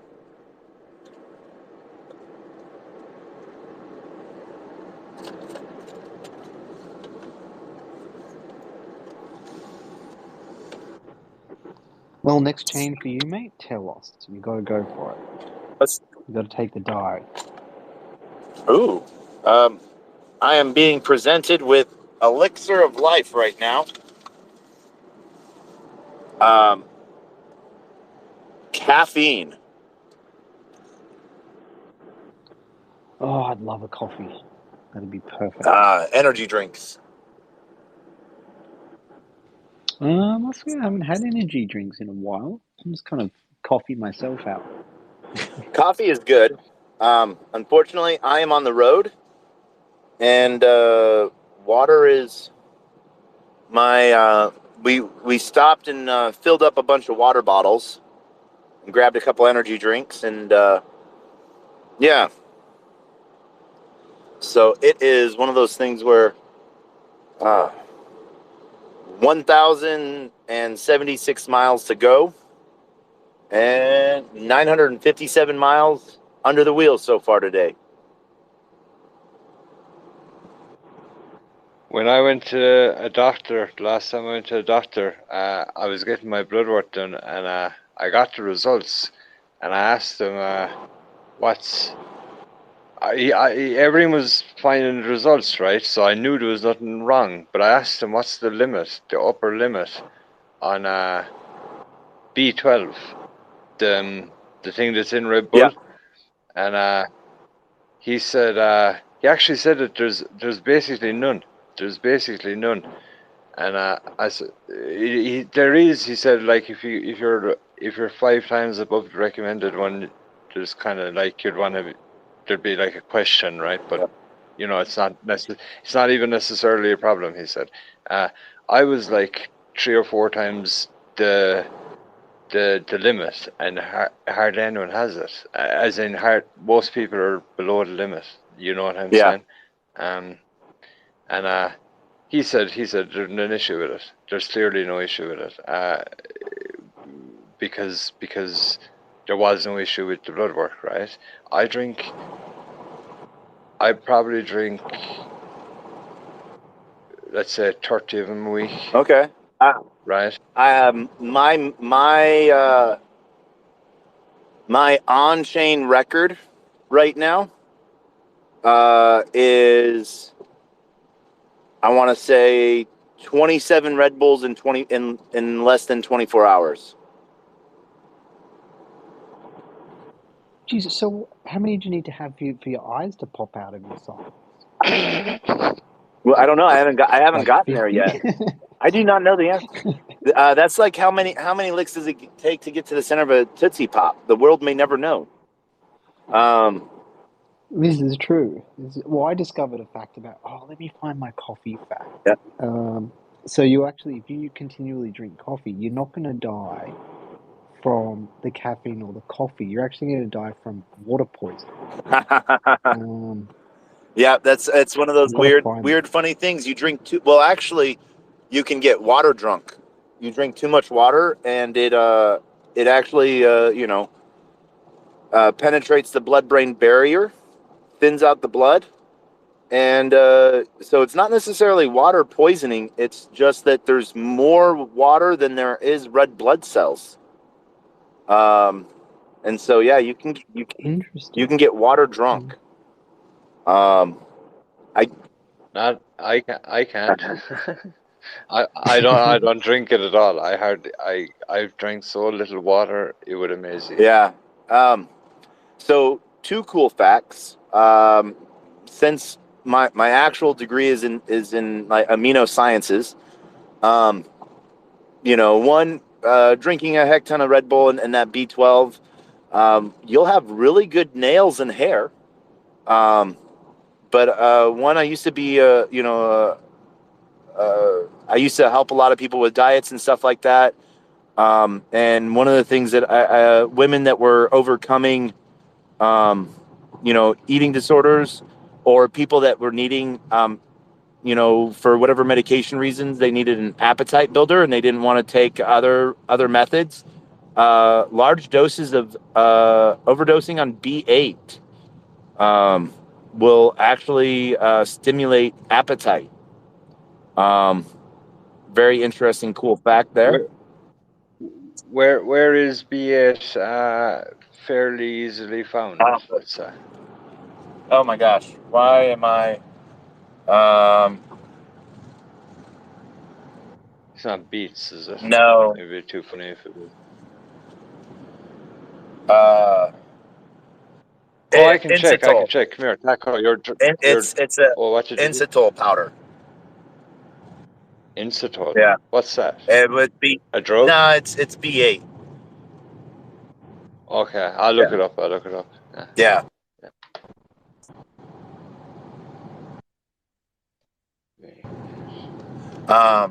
But then Right, I found it. A fatal dose of caffeine.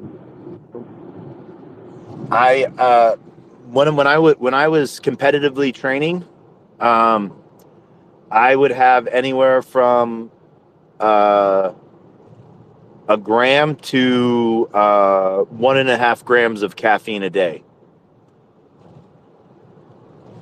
So that was over 1,000 milligrams, to 1,500 milligrams, sometimes more if I was really dumb. But yeah. I'm looking at it. Is there any food or whatever that you can get it in? No, hard to find in food, is it? No, it's one of those. Just you can your local vitamin shop, GNC or Vitamin Shop, will have it, or you can buy it online. You can get a whole B complex powder for really cheap, and it really actually it's water soluble. The vitamins that you can overdose, like get high levels of, are A, D, E, and K. K can thin your blood. D and E can become liver deposits. But it can also, like, if you do, there's D3 is the synthetic version of D vitamin. D2 comes from plants. So if you get like a D2 vitamin, they're usually a lot bigger than D3. But A, if you overdose on vitamin A and you build up a large piece in it, one of the weird biohacks on that is it starts to give you really good night vision, but it gives you a slight purple tone to your vision because it increases your purple cones on your eyes. Do you have to have healthy eyes for it. I'm not being a No, smart ass. no. Was Uh, my my you know the yeah, my 3D. eyes are horrible. Cool. And I Can you am. see it? Sorry. What'd you say? Can you see a 3D movie? Oh yeah. If I have my contacts in. Cool. My point is I can't, right? Oh. Or I Okay. can't see the difference. If you know, I don't know what. I literally went to like a bunch of them, and I'm like, I don't get it. I have no idea what the hype is. And then I was like, oh yeah, it's like probably my Are is it the red blue 3D or I know a lot of the new 3D movies are doing polarized. essentially I have the really lazy eye thing. Ah, It's like I'm basically blind in one eye. okay. Yeah. No, well, not nice, but I'm. It's good that you've been able to identify that. I remember, you know, when they used to treat us as kids for that stuff. You know, you'd get to wear a eye patch over your good eye. I did it. I did it. Yeah. It all it did was uh, inverted the situation. It Oh. made it worked insofar as I was able to train the eye, but Mhm. when I took off the patch, my other fucking eye was the Sa- same as the other one. Yeah, ah, and basically I was young, and the guy said, "Listen, uh, it's just the way it is, and we can go back." And we just went back. So I did it again, and okay. I because it just felt weird. I felt like I Yeah. would rather have my own good eye. That makes sense. But I got it looked into afterwards, and apparently, it sounds like you know something about it. But apparently, if I lost my good eye, it would work. The other eye would work. That's Yeah. the only way it'll work, though. Apparently. It's weird how the body adapts. I remember seeing a thing where um, it was like they have those like kaleidoscope glasses where you know you're looking at one thing and you see like 8 of them or something like that. So I guess you could say beer goggles. Yeah, Um, it's kind of like my life. Yeah, if you come, if someone comes around a corner, I see him coming twice. So and here's the funniest thing. I see them ahead of when my brain sees them. If you know what I mean, as in I think I'm seeing them ahead of when they yeah. actually come around the corner, because they come around the corner in reality after I've seen the glimmer of it happen. It's so fucking weird. Okay. So weird. Yeah. Um, Talking about where with wearing the kaleidoscope eyes, if you sleep in them, you know, like everything will be messed up for you. But then if you go to sleep in them and wake up, like that's like your body adapts to them, like and like sort of resets itself. Weird little thing. Kaleidoscope glasses? Yeah, Is that what it's called? I'm sure they have many different names. Um, Yeah. I'll just look up. I'll look into it. Right. Like I went to. Yeah, it sounds like you know something about it. I went to the place in Waterloo. Do you know that place? I know of Waterloo, but I don't know of a glasses place in Waterloo. So you know the phone guys. What was the phone in Canada that was popular? Burberry, not Burberry. Blueberry. Was it? BlackBerry. What was it? BlackBerry. Uh, they were from that place, Waterloo, and they basically gave the college a lot of money to become a great college, apparently, and whatever. It's apparently the best in the world. And I went there, and they never fucking said nothing about kaleidoscope glasses. Well, no, so like the kaleidoscope glasses are like, if you're wearing the kaleidoscope glasses, like you can't see, you can't, and you're wearing, it's one of those stupid parlor tricks or thing. It's not actual, like, yeah, Oh, like, okay, that makes yeah. sense. So like, if Yeah. you're wearing them, the world, it's hard for your body to acclimate to it. But then if you wake up in wearing them again, like you can see them, like it makes sense to you. Um, but then if you take them off, then you'll be disoriented again for a little while, as your eyes and mind, reacclimate. It's just one of those weird things of body adaptability and acclimation. So it won't fix anything. It's just one of those weird, stupid human things. Stupid human tricks. Yeah, I'm not, even though I did try to go get it fixed, I'm not pining to get it fixed. You know what I mean? I just thought I would I would investigate it, you know what I mean, as an Yeah. adult. I don't really, it is what it is, right? I mean, I'm fine with me, you know what I mean? Yeah. Speaking of eye surgeries, who saw it was sort of funny. It was on the news again last week, but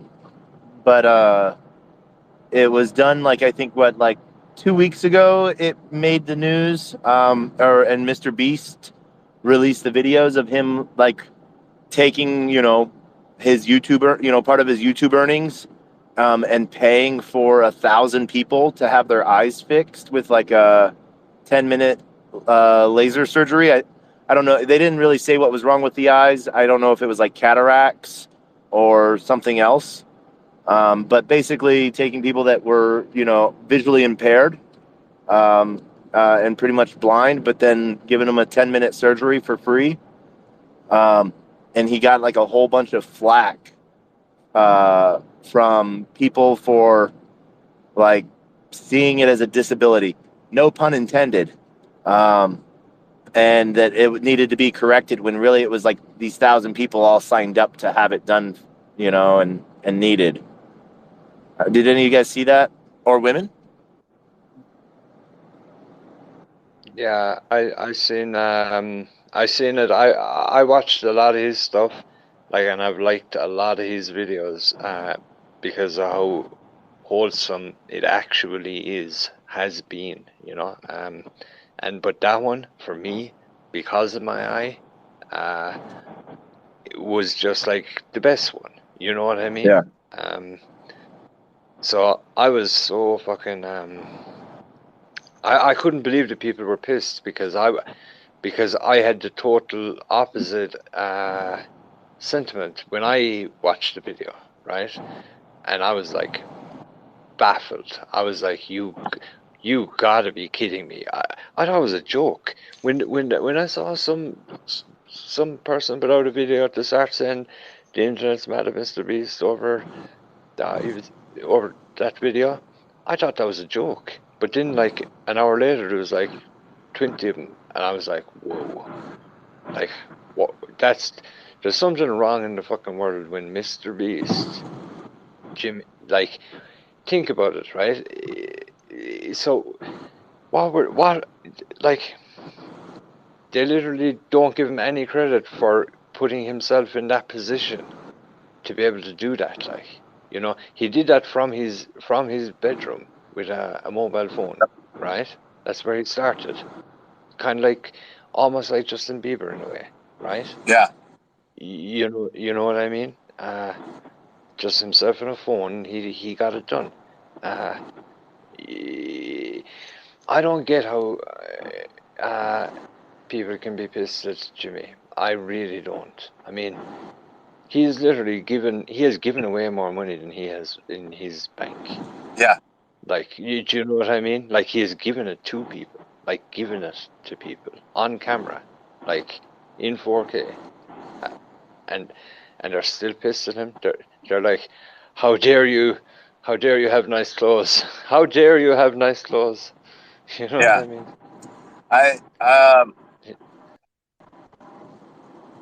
I've seen. Yeah, it's funny, like, because I've seen videos where like he literally like will walk into a store and buy everything in the store.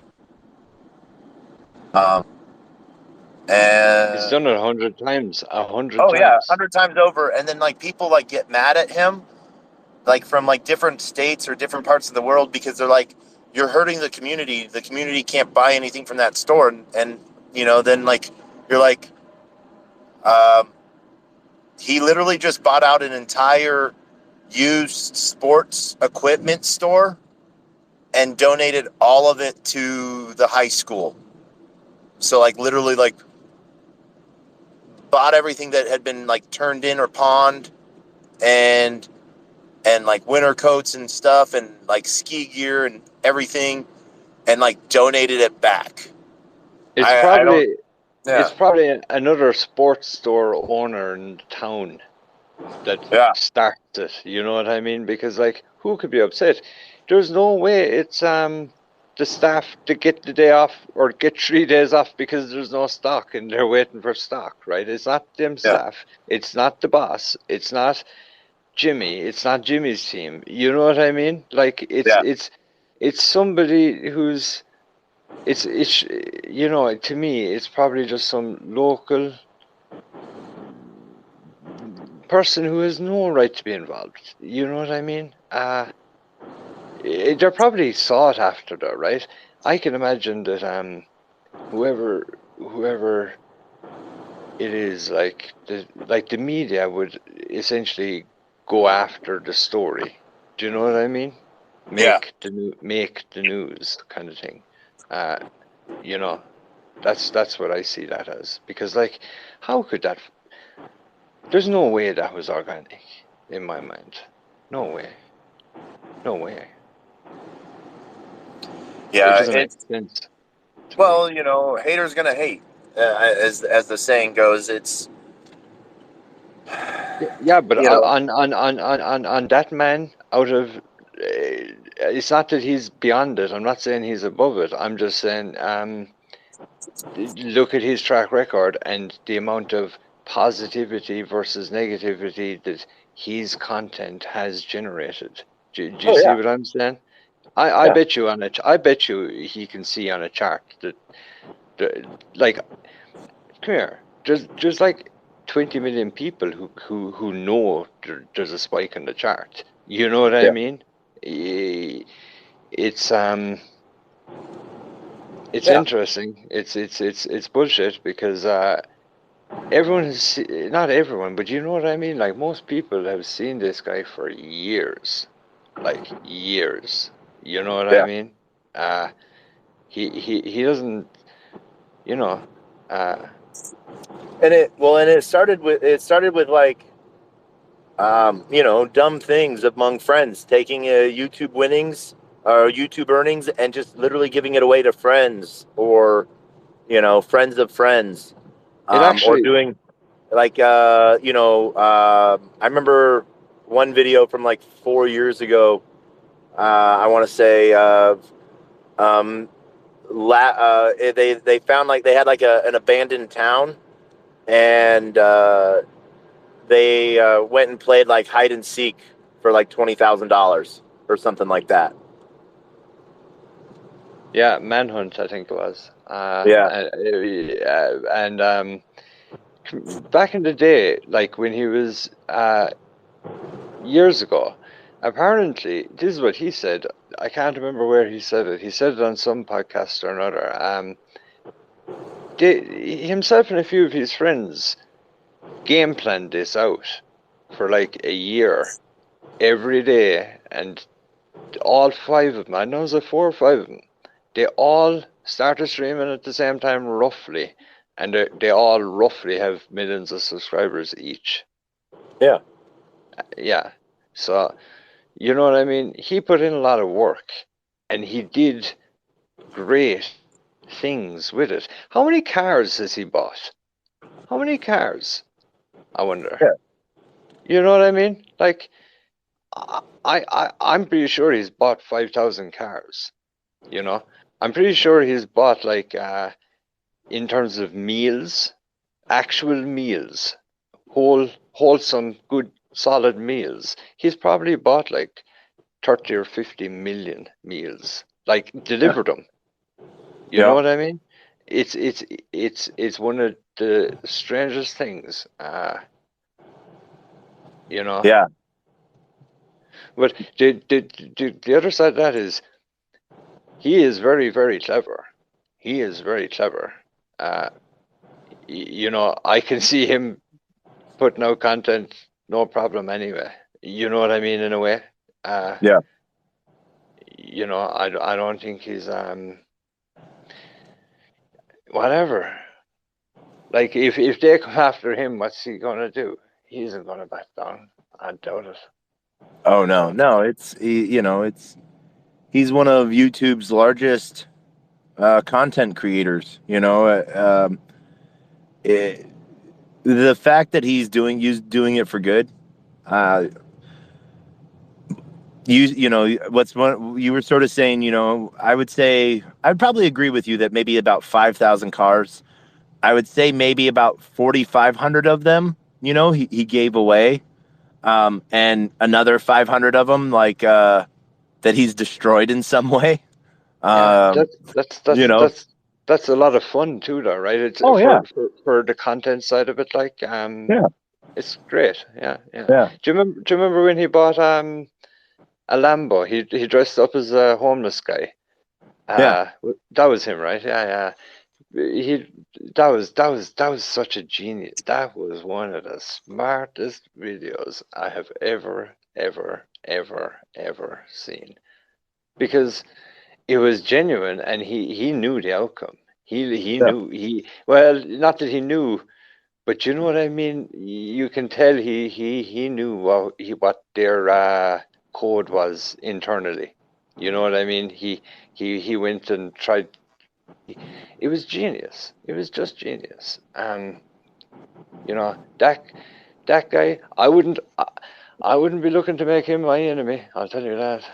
yeah. And it's one of those things where I think he's sort of above it because it doesn't really. I don't know. I don't really know how you could make him your enemy. You know, But because if isn't there like a spoof account out there like Mr. Evil Beast or something like that especially on the with the making 1,000 people see it's like Mr. Beast's evil twin or something like that, and the spoof video was blinded 1,000 people or something. Oh wow, I didn't. But I guess why wouldn't that exist in this day Yeah, and age, right? It probably makes a lot of money. You know what I mean? yeah. I haven't even I just learned about it during the eye thing because it was someone was commenting on the funny side of it, that just Mr. Evil Beast or something like that. Um, But well, I actually meant it as a compliment, right? Because yeah. I actually think it's a very smart idea because like Mr. Beast is that big that Oh yeah. if like he has done it over the years, he's been open and honest about it. He's been like, if you can if you can make enough of people get my attention, we can collaborate, kind of thing. You know what I Yeah. mean? Like I have seen him help.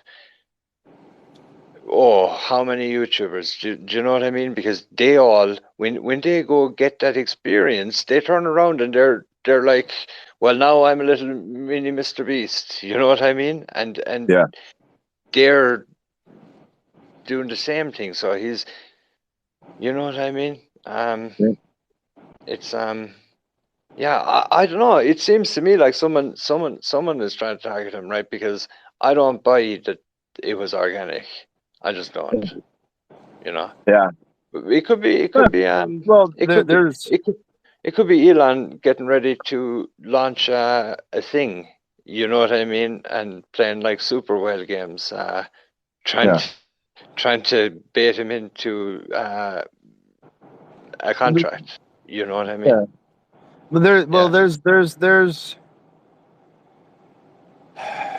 unfortunately there's enough people in the world that where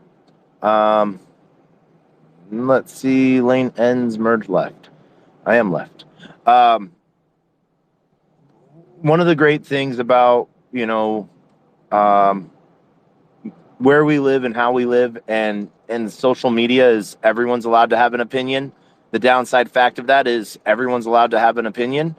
And so whether it is beneficial, or a building, like some people just, they find they have an audience in tearing down. I remember I worked with one project for a while, and we had partnered with James Asprey. James Asprey, yeah, I think that's how you say his last name, Aspie. Really big vegan guy, and he knew that I wasn't, that I was a meat eater, and he's like, hey, your heart's in a good place. We don't see eye to eye on that, but um, he wasn't a hater per se, that I was. He's like, it's not for everyone, but it's also, you got to be conscious of what's going on here, and here type of thing. And my running joke from that was, hey, don't worry, I'll eat the cows that are eating your grass. Between me and him, it was, light. But then on the aspect side of it, there was, I had to deal with, I remember their name. It was like Vegan Foot Soldier that, just hated what James was doing. Because one of the things that we partnered with James was donating to vegan shelters, vegan animal shelters and stuff like that work to save livestock that had a story or providence, or just saving animals from bad conditions. And we were donating $5,000 a week to what his community sort of voted on, and we were donating USDC to people that to sanctuaries that were used to working with crypto. So it wasn't like they didn't know what to do with it after they got it type of thing. But like people were like, oh, you're giving people, sounds great and all, but you're giving them fake money. They can't do anything with it. I'm like, one, you don't really know what you're talking about. Two, read the paragraph, read the full paragraph rather than like, and so a lot of people make assumptions and have that voice. And one, if it's given room to where like they're willing to discuss it, you can hear and learn someone's point of view. It might be completely different than yours, but hopefully you can come to a middle ground, like agree to disagree. But also it gives a chance to like win people over and like, hey, like I want to see it from your side so you can see it from my side. And why does this disturb you? And so sometimes this stuff can be productive. Other times, some people, that is what they have, like sort of like how we were talking about, Joker and the content he creates. He makes content for, content's sake that gets a fan base that like what he makes. And some people have found their stream of users in tearing people down, criticism, and rather than builders. And so I don't know.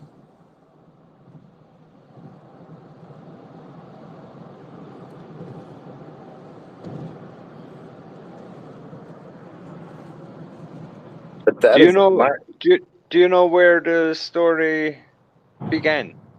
Who began talking negatively first about Jimmy? Mr. Beast? Yeah. Yeah, I think I think it was a disability group.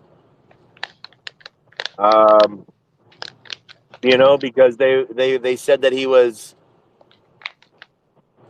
preying on disabled people for income, you know, and for sensationalism. And I'm like, I didn't hear any single one of those 1,000 people complain or be forced to do it.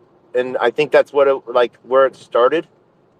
And it's one of those things to where some people believe that they have their opinion that if that if you're not part of the community, you shouldn't have anything to do with the community. And I feel that that's almost separatist in nature, and that isolates, because we've seen that in there's even that in like the hex community a little bit, like, and that's the like people that are like they're only in hex, and they think down of anyone that steps a single foot outside of anything hex. And you're like, well, that's sort of stupid, in my opinion.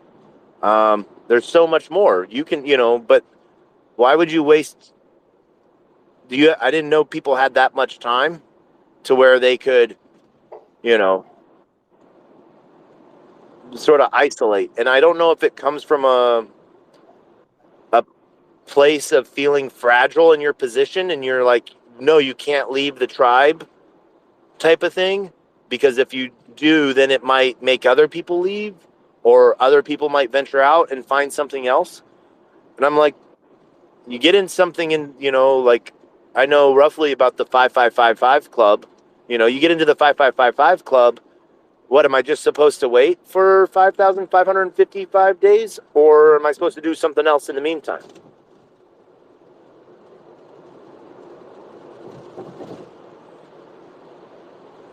I've seen it in pretty much every single ecosystem. There's always the people that get so deep into it, or I don't even know if they get so deep into it, but they feel that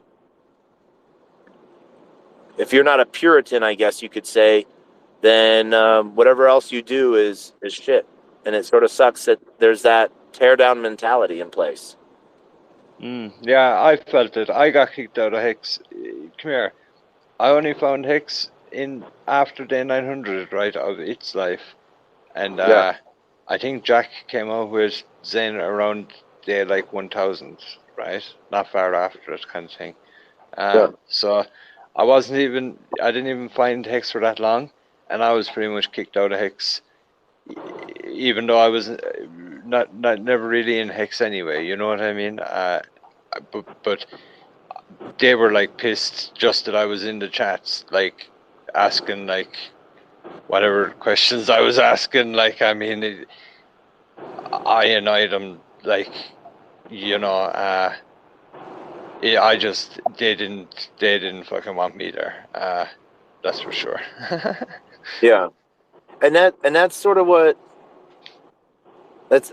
I'm sorry you experienced that, because I know from what I have It's been not. told. It's not all of them. Come here, for the Yeah. record. I'm not trying to. I'm not. I No, did. I no, know. I know that. Yeah, it's Cool. not everyone, because then Yeah. there's people that would DM you on the side, or respond to you and say like, hey, like, they see what it is. They're you know some people think any questions, you're like question, and you're like, no, I'm trying to understand this, so because I want to be part of it, and um yeah, it's uh, it's sad when community members are like that, because I've seen that too. And I actually think that there should be more room for questioning, because um, one of my favorite things to do is, I don't like to debate or argue. You know, I like to use the verbiage passionately discuss. And because one, I'm not really trying to like shoot anything down per se, but win them over to my side, you know, have them see it from my point of view. And I'm not going to, I know, you know, the classic saying, you get more with honey than you do with vinegar. But at the same time, by discussing points with, you know, passionately discussing points allows me to better refine my points and my discussion points and stuff like that as well.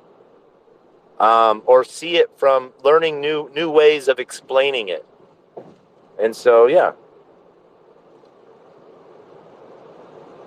Yeah, I fully agree with that. You know, it's the only way we can get an answer in the end of the day is have a question. You know, and if we ain't open for questioning, it sounds like, you know, what you have is 100% gated off in a wall that you don't want people to be questioning your judgment because, you know, you think at the end of the day you're the ultimate answer. So you sound just like a corporation when it comes to you trying to be the CEO of something that is a decentralized manner where it's like, what the fuck you, I mean, you know, what are you really trying to get at? Is it that the way that we do this only your way or no way? Or are we gonna come to an understanding and understand why that even is, you know, the way it is, you know? And if you can't give me the understanding, then where do you see us meeting people where they're at? That's not happening.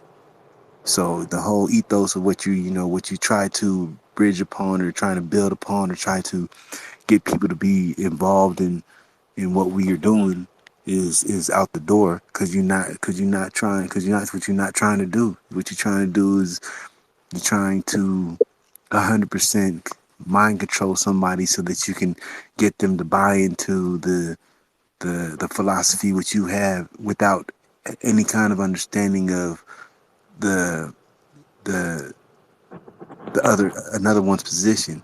And like you said, you know, it's you know, I don't need to agree with you, but for me to understand your position, your point, and have some kind of a understanding of that is at the end of the day the conclusion of what we're trying to get to. So if I agree to disagree, or if I agree to understand that your philosophy is a specific way based on the upbringing which you came from, or however, you know, you want to look at it, then, you know, that the result is the conclusion of what we're trying to get to, and then build upon it, you know, and find a what's it like a equal ground or something like that Yeah. on yeah. You were on point 100% with that time. Equal ground and, you know, a ground of understanding between two sides can go, even though they might be opposing sides, you know, respect for each other goes a lot more ways. And it's one of those things that, you know, I see myself as a DeFi maxi. You know, and I like to say chain agnostic, but even within that space, you know, you see people that, you know, get so tied to one DeFi protocol that they're not even willing to talk about another DeFi protocol. And I'm like, wait, what you're talking about, this is the same exact thing, just over here, you know? And yeah, wanted to, and welcome to the stage, by the way, Time. Good to see you. Six, good to see you. Graham, you as well. Welcome, welcome. Yeah, thank you. You know, I got blocked by somebody else today, so I'm feeling good. It means I'm getting my point across. Yeah, I've actually only ever been blocked by one person that mattered to, like, not mattered to me, but like that I'm like, what? Why'd you go and block me? That's just. I feel that like that can be. That's. I don't know. I Hey, look at it. I look at it as a good thing. You know, like okay, Luke 360. He I don't know. He's I mean he's got a gang of followers. So you know, I mean, there's got a lot of people that follow him. But also at yeah, the same time, 2 years ago, I was in a I was searching for a um uh uh an event and basically and his name's all blasted all over everything. He's one of the main people. He's in another project that I was a part of, and I think they kicked him out the project or something like that. And when I was questioning him about the whole event, and why was it a rug pull or however looking at, I only I mean I only bring this up because I seen the title and I was like rug pull, and anyway. So yeah. not when I questioned it, it was like there was no answer, and it was just blocking me. So in the day I was like, all right, well, it is what it is. I'm not gonna go over anything with you. You just said at the end of the day, uh, it, everything's gonna be transparent, and we're gonna bring everything to light, and we gonna let the space do what it does. Yeah, no. So we actually I renamed this rug. I named it Rugful simply because it is episode 189.2. Um, had originally started episode 189, um, and then Twitter completely like froze up and pretty much like blanked me out and like kicked everything out. Even though so Twitter rug pull comeback. I guess I want to claim that as tonight's big piece. I haven't had to deal with that for a while. That used to happen a lot. Um, but yeah, no.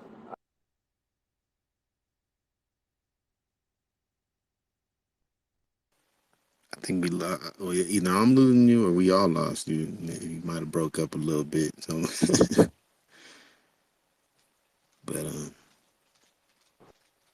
I don't know if anybody else can hear anybody, or maybe that's my internet. Who knows?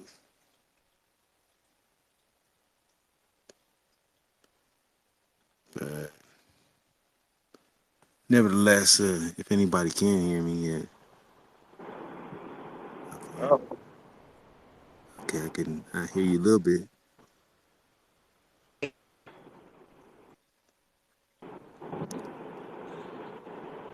I think you're breaking up a little bit, Taco, but yeah, it's yeah. Yeah, no, Okay. you were good. I hear you. I missed what I missed what you said that I blanked out on. Um, but yeah, no. So yeah, no. Twitter was rugging, so renamed the new space rug pull. Right. Got you. Yeah. But giving it a slight update.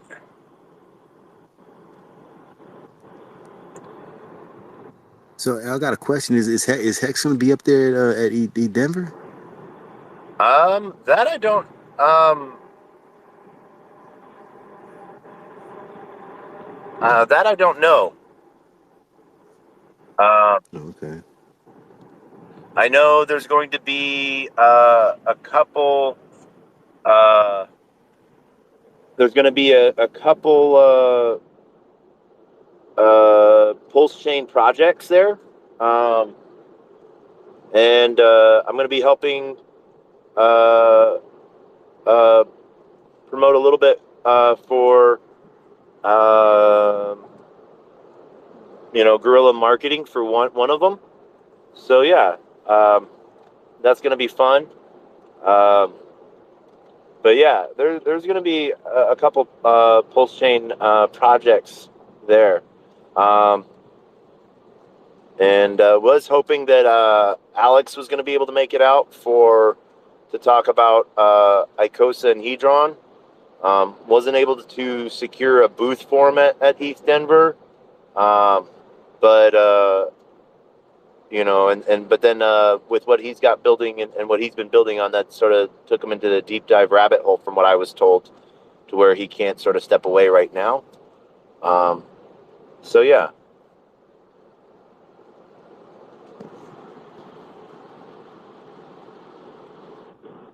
Yeah, no doubt. I'm definitely. I'm looking forward to next couple of days. I know some people gonna be up there. I guess in a day or two. I guess I know. I got a few people that said they're getting up there on the 23rd, and then I ain't gonna be out there until like the 28th or 27th, 28th, 29th. I mean 30th, whatever the first. Nice.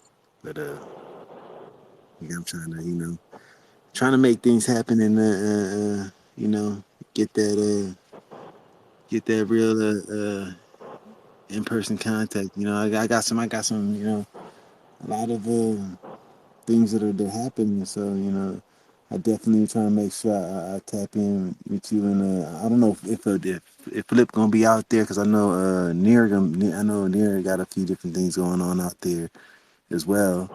And so I definitely gonna try and tap in to see few of the family members that I feel that I agree with on a lot of things, like you and Flip and everybody. But I'm really looking forward to this, and removing a lot of these rug pulls from away from from away from the ecosystem, because I don't know if you would talk to Continuum or anything like that, but I had a conversation with them today too, and they was like, "Oh yeah, you're gonna be out here." I said, "Yeah, no, I talked to you for talk to you off and on." I was like, "Yeah, no, I try and stay in contact with Taco, as much as I'm able to." Yeah. Nope. I And actually gotta call Christina. I think I'm gonna try to call her tomorrow sometime. Um, but yeah, no. I'm not sure who all from Continuum other than me is gonna be out there. I don't know if Flip is coming. Um, but yeah, no. Near has some stuff going on. Um, the one person at Near, I need to connect with some of the BD teams over at Near. And then uh, one of the big pieces that want to I don't I don't want to call it beef, but I want to call it tofu.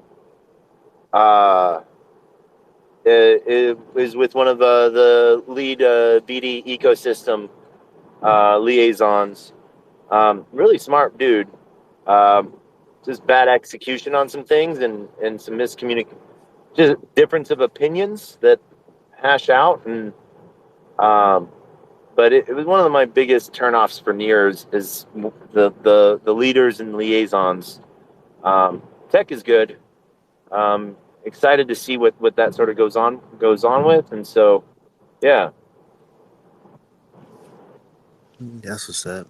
I know they also got a few different women's projects. I mean, even women things that I'm gonna be trying to attend as well out there. I like to be able to support a lot more women projects. Like I don't know if Dr. Lemony gonna be out there, but I went to go support her project she had out here in LA. That's what I was talking about the last Yeah. time. Yeah, so I went and did that, and I see she actually got into the Time magazine Time. I don't know, some of the time I seen, but all that said, man, I'm really looking forward to this, and I don't, I was having a conversation about it today. I don't know how many people even look at that agreements they be doing when they get them free tickets, but I think people should actually like read a lot of things, but Yeah. when they sign these contracts, Yeah. because I did a little bit of uh, uh, research when it came to it, and I was like, oh, okay, well, things that I didn't really, know at first, and I didn't really, I don't think I had to sign a lot of things because I wasn't getting a free ticket or something like that. I don't believe. Maybe I did. I don't know. But anyways, long story short is yeah, make sure everybody do your own research. No, That's yeah, no.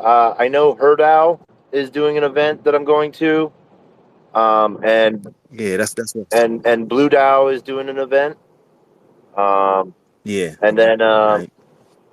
her boss as well. Or I don't know. The event's called Her Boss, and so and then Is that the Crypto Babes is doing is that the a thing too. yeah. Okay. I know. Yeah. I know. I think I know about all of those really. I know one of them has like a breakfast and a gaming thing, Yep. hackathon. Got, yeah. And then yeah. Yeah, but it's a lot, so many different things that are happening. Man, it's gonna be so interesting. Yeah, and I think I got to talk to. I know she said she got to call me today. Tomorrow as well. So you have a conversation with her later. Let her know that we talked, and I'll be waiting for her call as well. Because I think we're doing some more things out here in LA as well. Yeah. When I get touched back down, but I'm gonna get it to you in a minute. Y'all stay blessed. I gotta do a few more things and get back on here. I'll tap back in another time. All right. All right, Tom. Hey, always pleasure to have you. And yeah, no, I'll see you. Um, see you when you get there. All right. Always a blessing, man. And y'all, everybody stay safe. Later. Yep. Always a good night and good time. Um, I don't know what we got. Let's see. Verifiable financials in Web3, Crypto Thursdays, Broadcast Builder Lounge. So yeah, no, we have some cool events lined up to start off. But yeah, no.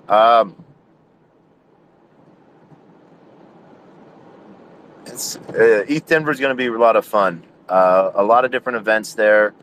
Um, so yeah, Graham, if you get the time, if you are free to come up, would love for you to come on up. Sort of talk about what you're doing on Phantom and a little bit more about what you're doing with Pulse and Pixel Pulse.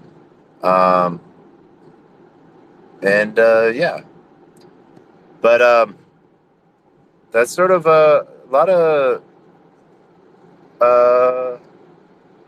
lot of cool stuff going on tonight, and in the world. Uh, we have uh, Samantha, aka Sam, aka Onboarding 60, in the room tonight. Um, I don't, cool women I know. So, but it's one of those things that this space allows a lot of cool connections to be made IRL. So, TB, how is the rest of your night going? Oh, wait, no, it's morning time for you, isn't it?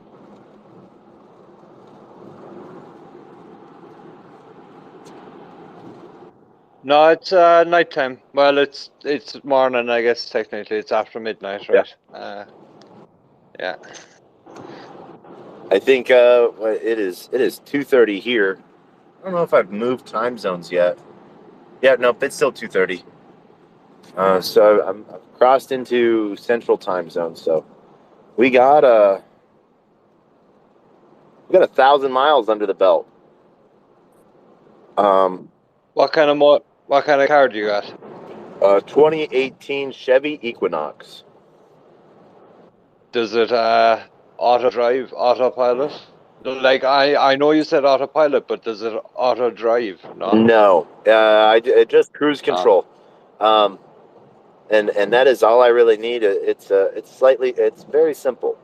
Well, I've seen the autopilot drives, the APD for like Tesla models and stuff like that. And people have told me about like the beta versions that they've got to try and how awesome they are.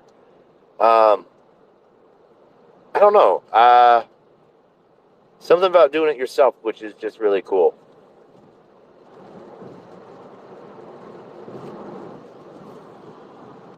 Yeah, I hear you. I hear you.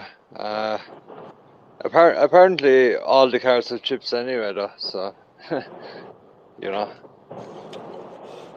you're not really doing it yourself anyway, as much as using a chip. Even though, like that car, let's say that your car, Yeah. it's probably got a chip anyway. That's a chip. Oh yeah, no. So it is. I guess you could say, a smart car, and so fact is that it has like OnStar, so it has a full, ECM and data collection point. Um, one of the fun DeFi projects that I'm part of is called I pronounce it Dimeo or Dimo, DIMO. And it's a drive to earn. So basically, it takes I bridge it. It becomes a bridge in between my car and OnStar, so it gets all of my car data first. Wow, And so very cool. it uses the power of encryption to encrypt my data, but then also it can give me all the full stats of my car and break things down, but it lets me monetize that data as well, rather than it just going to GM and GM then sells it to insurance companies. They get it and then make it so it's mine. That sounds amazing. That sounds amazing. If you are actually, and I'm sure you are, if you're saying you are, right? But if anybody can, that's what I mean. If anybody can encrypt their own car data, that's actually pretty cool. Real cool. Yeah. Let me find that project real quick. So that DIM demo.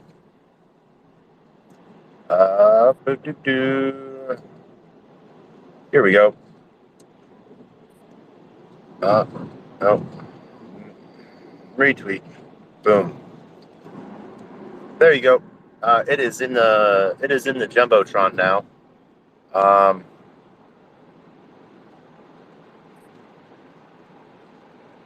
um,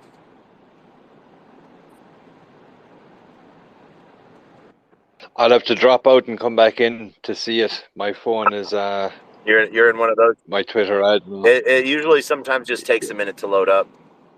But I understand that piece. Yeah. Yeah, it's going on all week. I'm sure it'll I'll have to leave to see it. I already know. Oh, okay. Yeah. It's a good little piece, or you can find it on my page. 10-4. Thank Yeah. you. So what else do you got going on, TB?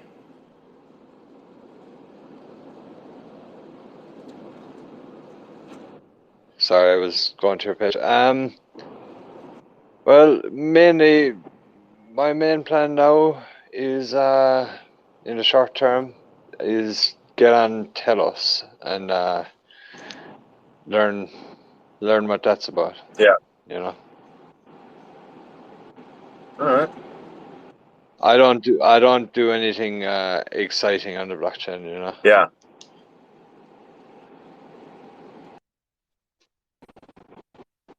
All right. Oh, well, you do blockchain, you know. You got wrote a bit. Oh, I say you do anything on blockchain, it's fun.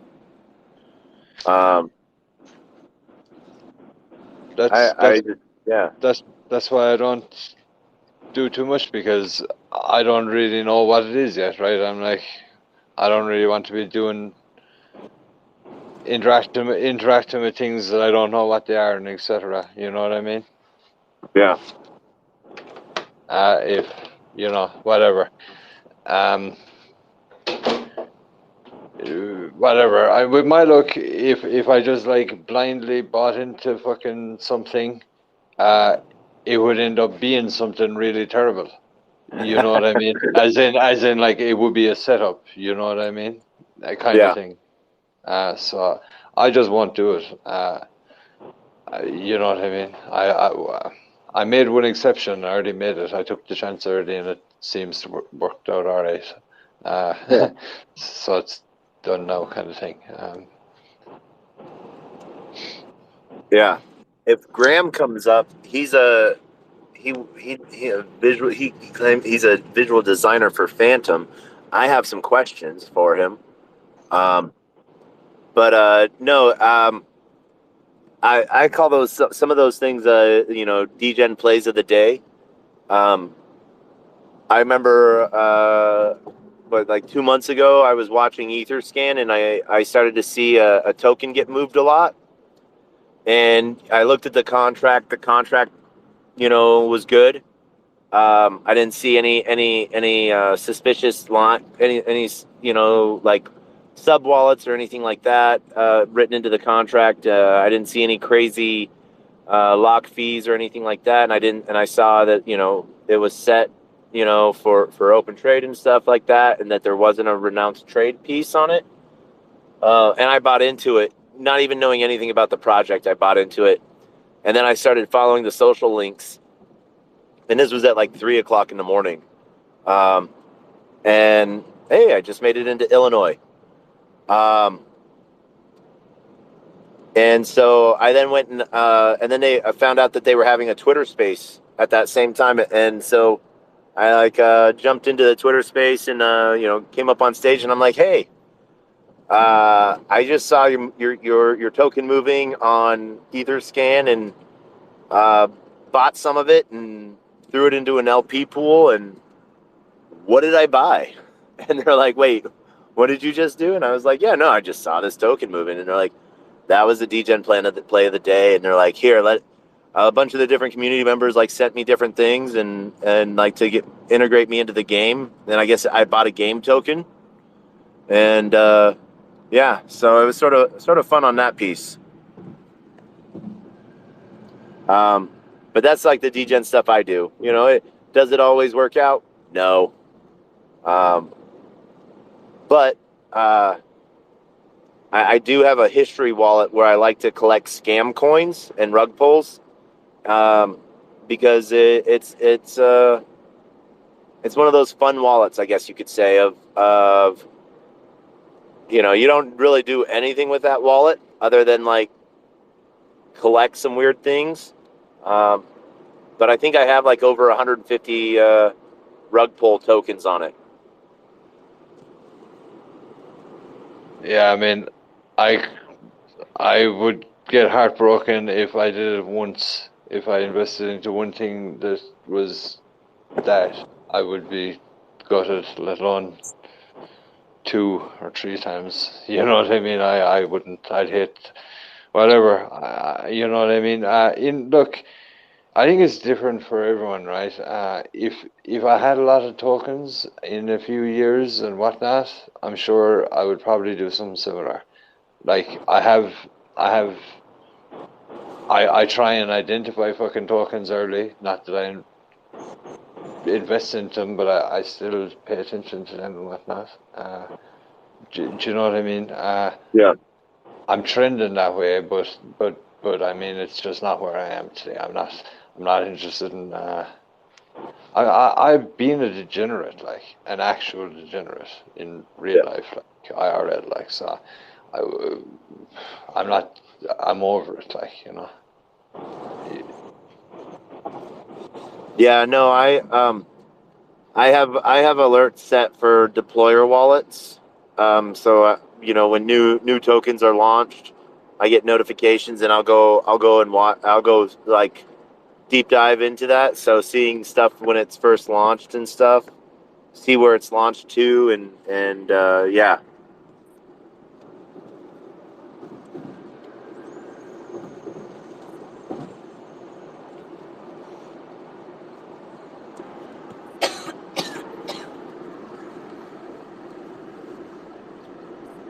But that's sort of that's one of the things I like to do and have a little fun with. Um, I know I don't know if you've had a chance to really do it, but if you've gone and played around with like EtherScan a lot, have you done that yet? Yeah. Yeah, learning all the features within EtherScan sort of gives you an idea everything from broadcasting to the network, a transaction, or a hello world transaction, even. Um, and yeah, um, that stuff is sort of fun.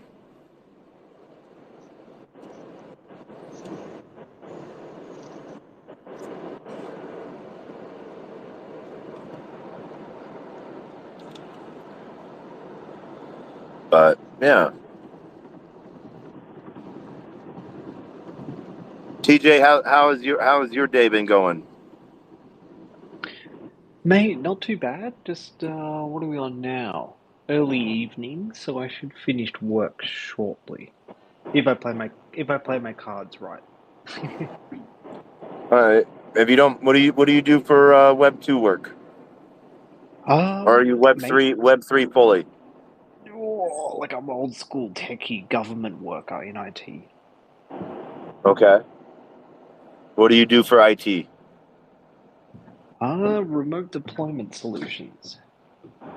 Okay. So kind of like fleet management, bit of back end. Yeah, more like Bash Shell, Python, that kind of jazz. Okay. Nice. Are you using that to do anything within Web 3, or just so that you can be a little bit more, you know, that's my sad days was when Solidity became the norm and not Viper, but Viper's actually starting to have a comeback. Okay, interesting. Yeah, mate, no, I haven't really done the jump, to be fair. I probably should, but mate, I don't know. I want to kind of keep crypto as, like a hobby slash investment rather than a job. I think if I kind of get too deep into it, I kind of feel I'll lose my passion for it. Maybe. Okay. I think that's Or how it I feel. might ignite another passion. That's right. Yeah, quit my day job. Hey, Yeah. you know, I'm going to one meetup that is talking about the futures of devs, and the the fact that there's a shortage of devs across the board. You know, Wow. Okay. Yeah, maybe I should. I don't know. Like at the moment, I just love the. Yeah, it's a hobby. It's like I love rabbit holing things. And yeah. I think probably. Mm, yeah, I think I'll just stick on the sideline for the time being. Okay. And we got Denny joining us. Come up if you want. We were talking Phoenix and we were talking DB Zen earlier. Uh, Maybe you can talk more on DB for us.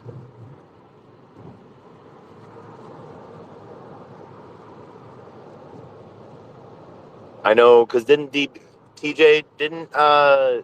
Zen just announce that they burned a trillion MZen?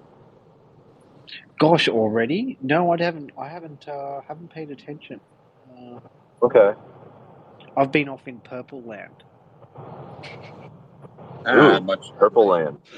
Yeah, TB will appreciate that. Inside joke, Taco. Can I be inside?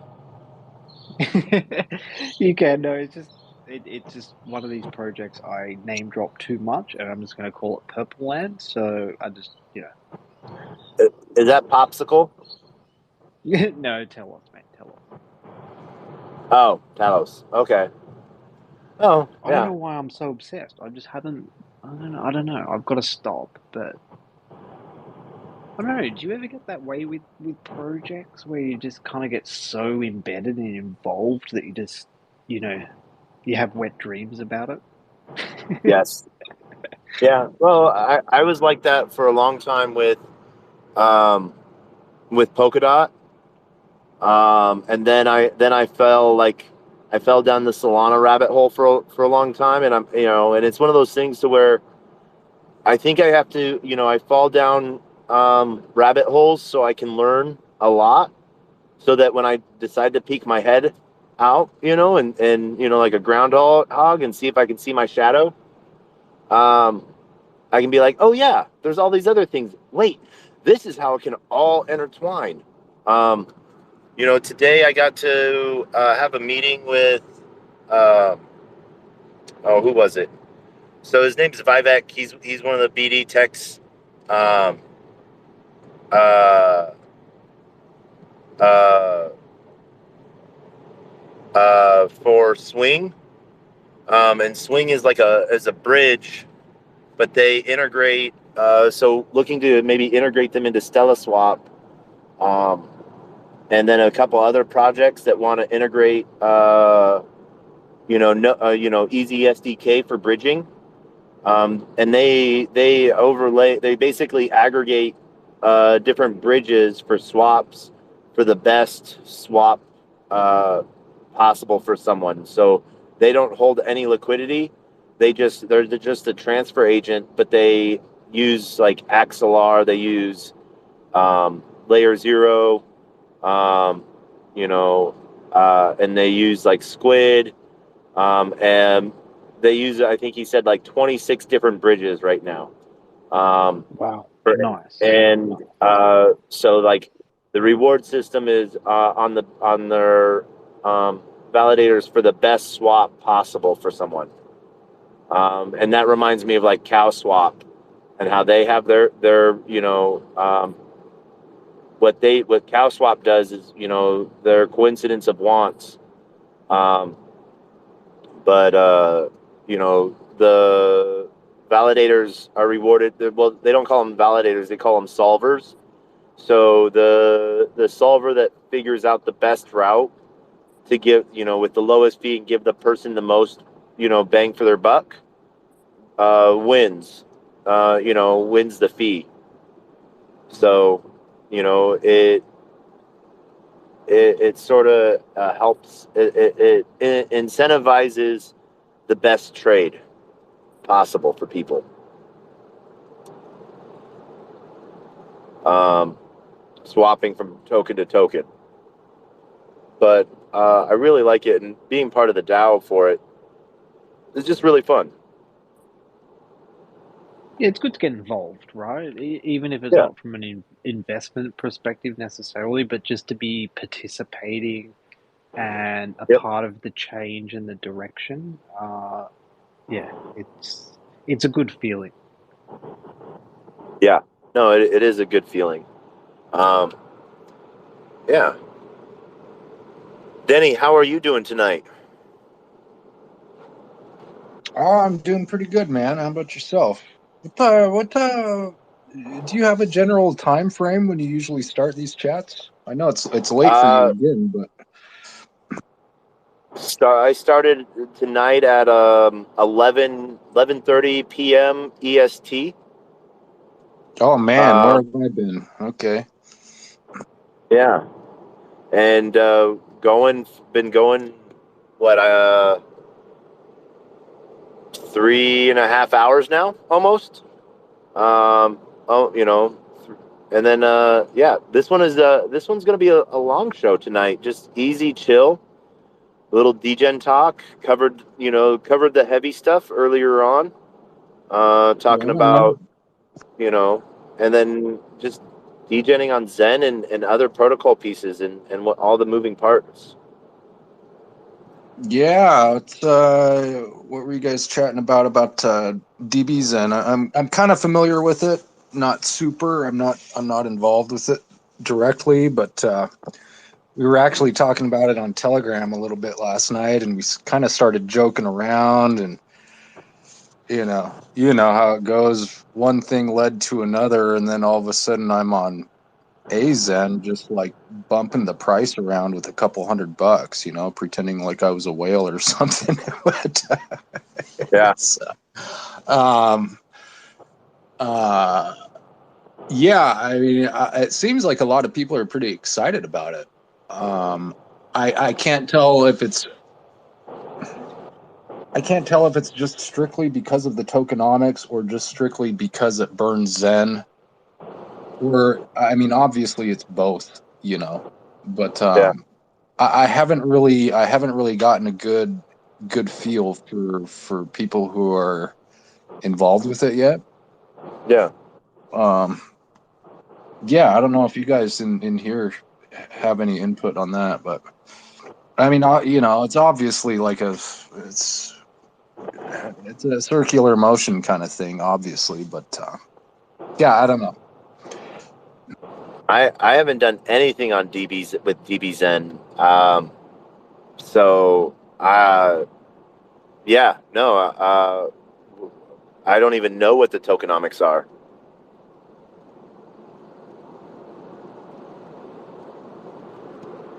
Oh, TJ? there's something about well, I'm sure maybe TB knows or someone else in here. 'Cause I know these guys, like TB, maybe he might hang out with these other guys who are way more involved as well. Yeah, I know. Well, TB was saying that he hasn't done anything with DBZen, just Phoenix. Um, the question I wanted to, I don't know, maybe if you've heard it, but um, is uh, is it? One question I have is there has there been a the yes from like Sun Tzu or Jack or anyone that interacting with DBZen will get you X1? It sounds like it, man. Like in the several weeks ago, it sounded like they were kind of wishy-washy about it, but the more and more they're talking about it, the more they're saying if you burn Zen, no matter, like he just said the other day, if you burn Zen from any token, you're getting an airdrop. Okay. So obviously that's you. I imagine that's utilizing the built-in burn function in the Zen contract itself. Not Yeah. sending it to like a dead address or something like that. But that's the impression I'm getting. So yeah. Denizen, if you want to ask the question again, I didn't hear it. All I heard was maybe TB Bishop would know. I was disconnected. we were just wondering, kind of brought up DBs, and I was wondering like what the kind of the overall vibe of everybody who's involved with it is like.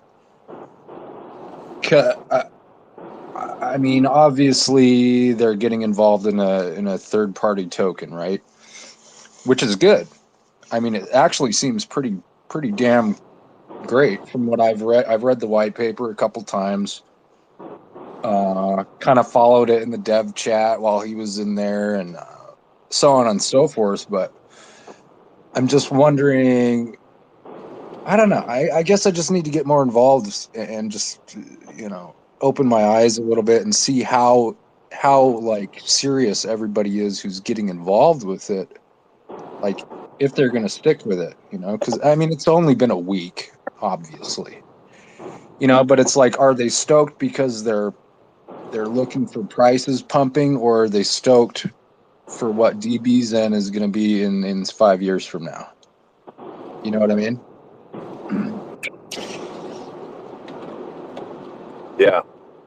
Yeah, for me it doesn't really matter.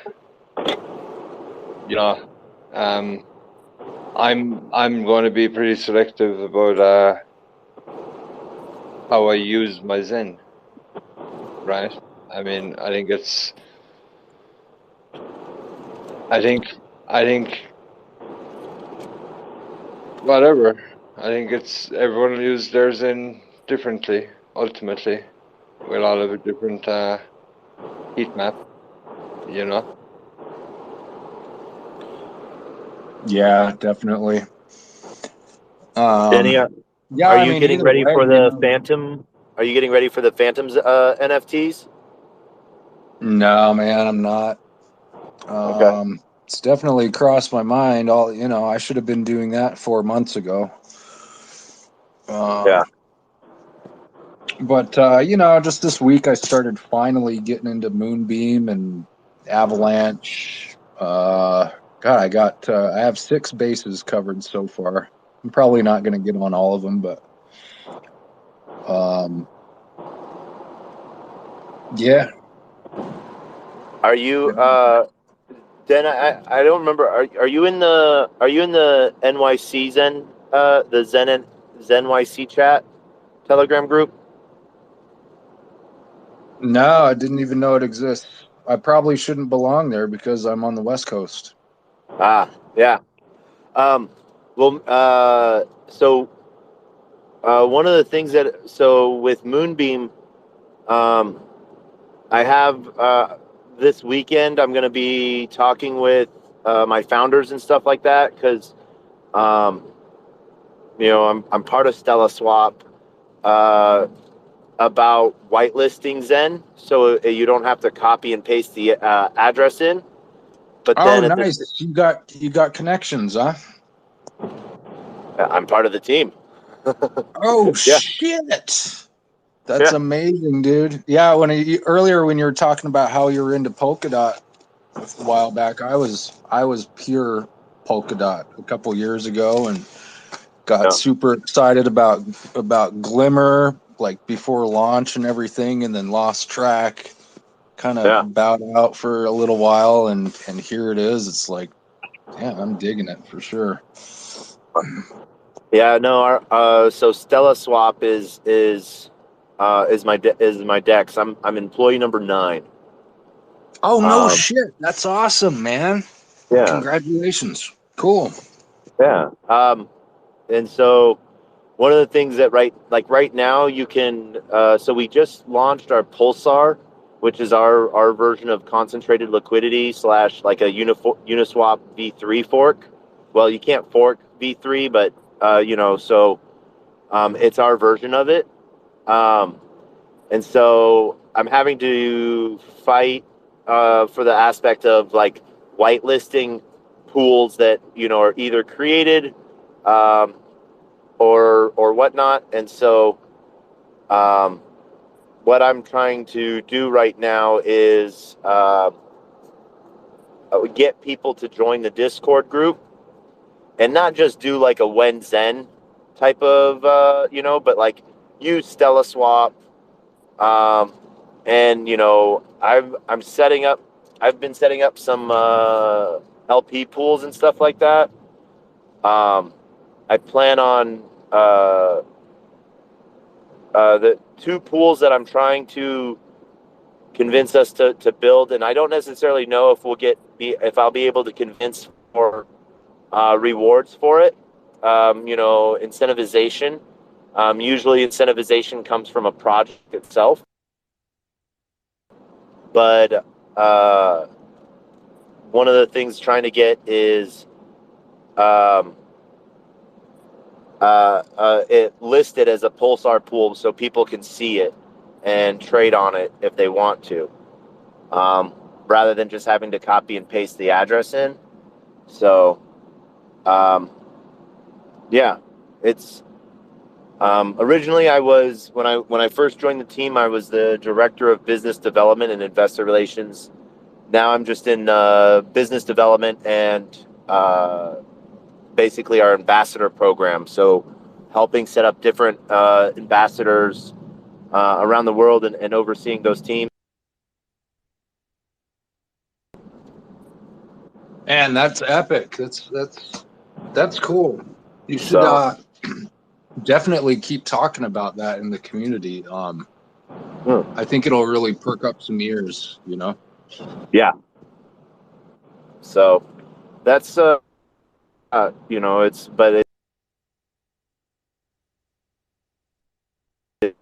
yeah.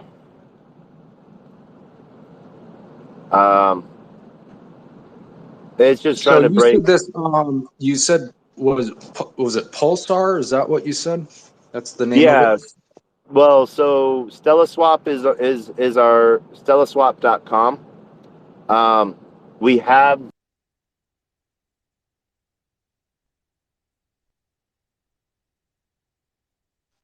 shit. I think you might. Uh, It might be me, but it sounds like you might be being rugged, man. it's probably me. I'm in the middle of nowhere, Illinois, on the road right now. You sound good now. Okay.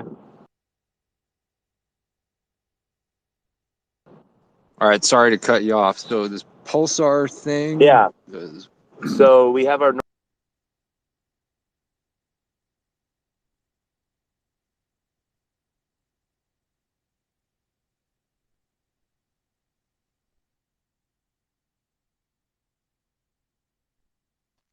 man, it's like silent. You've been silent for. Hopefully, it's on my end. I'll disconnect and try again. Mate, you're okay on my end, brother.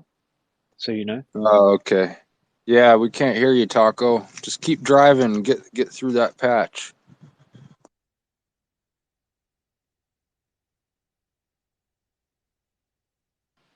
How's your day been, mate? You been well? Oh, we might be getting rough. Yeah, it's been all right. Yeah, Good man. Good man. I actually pulled up my bootstraps and kind of organized all my mints and shit again. I kind of like getting a little redundant with stuff like that. So don't want to rely on just one website or, anything like that.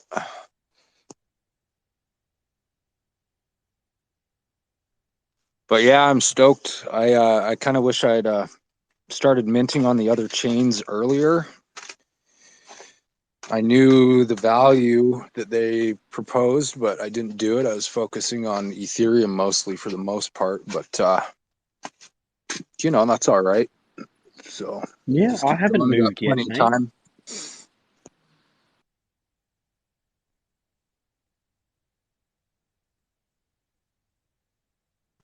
I mean, I'm really surprised I didn't get involved in Glimmer earlier because I was just so excited about that a couple years ago.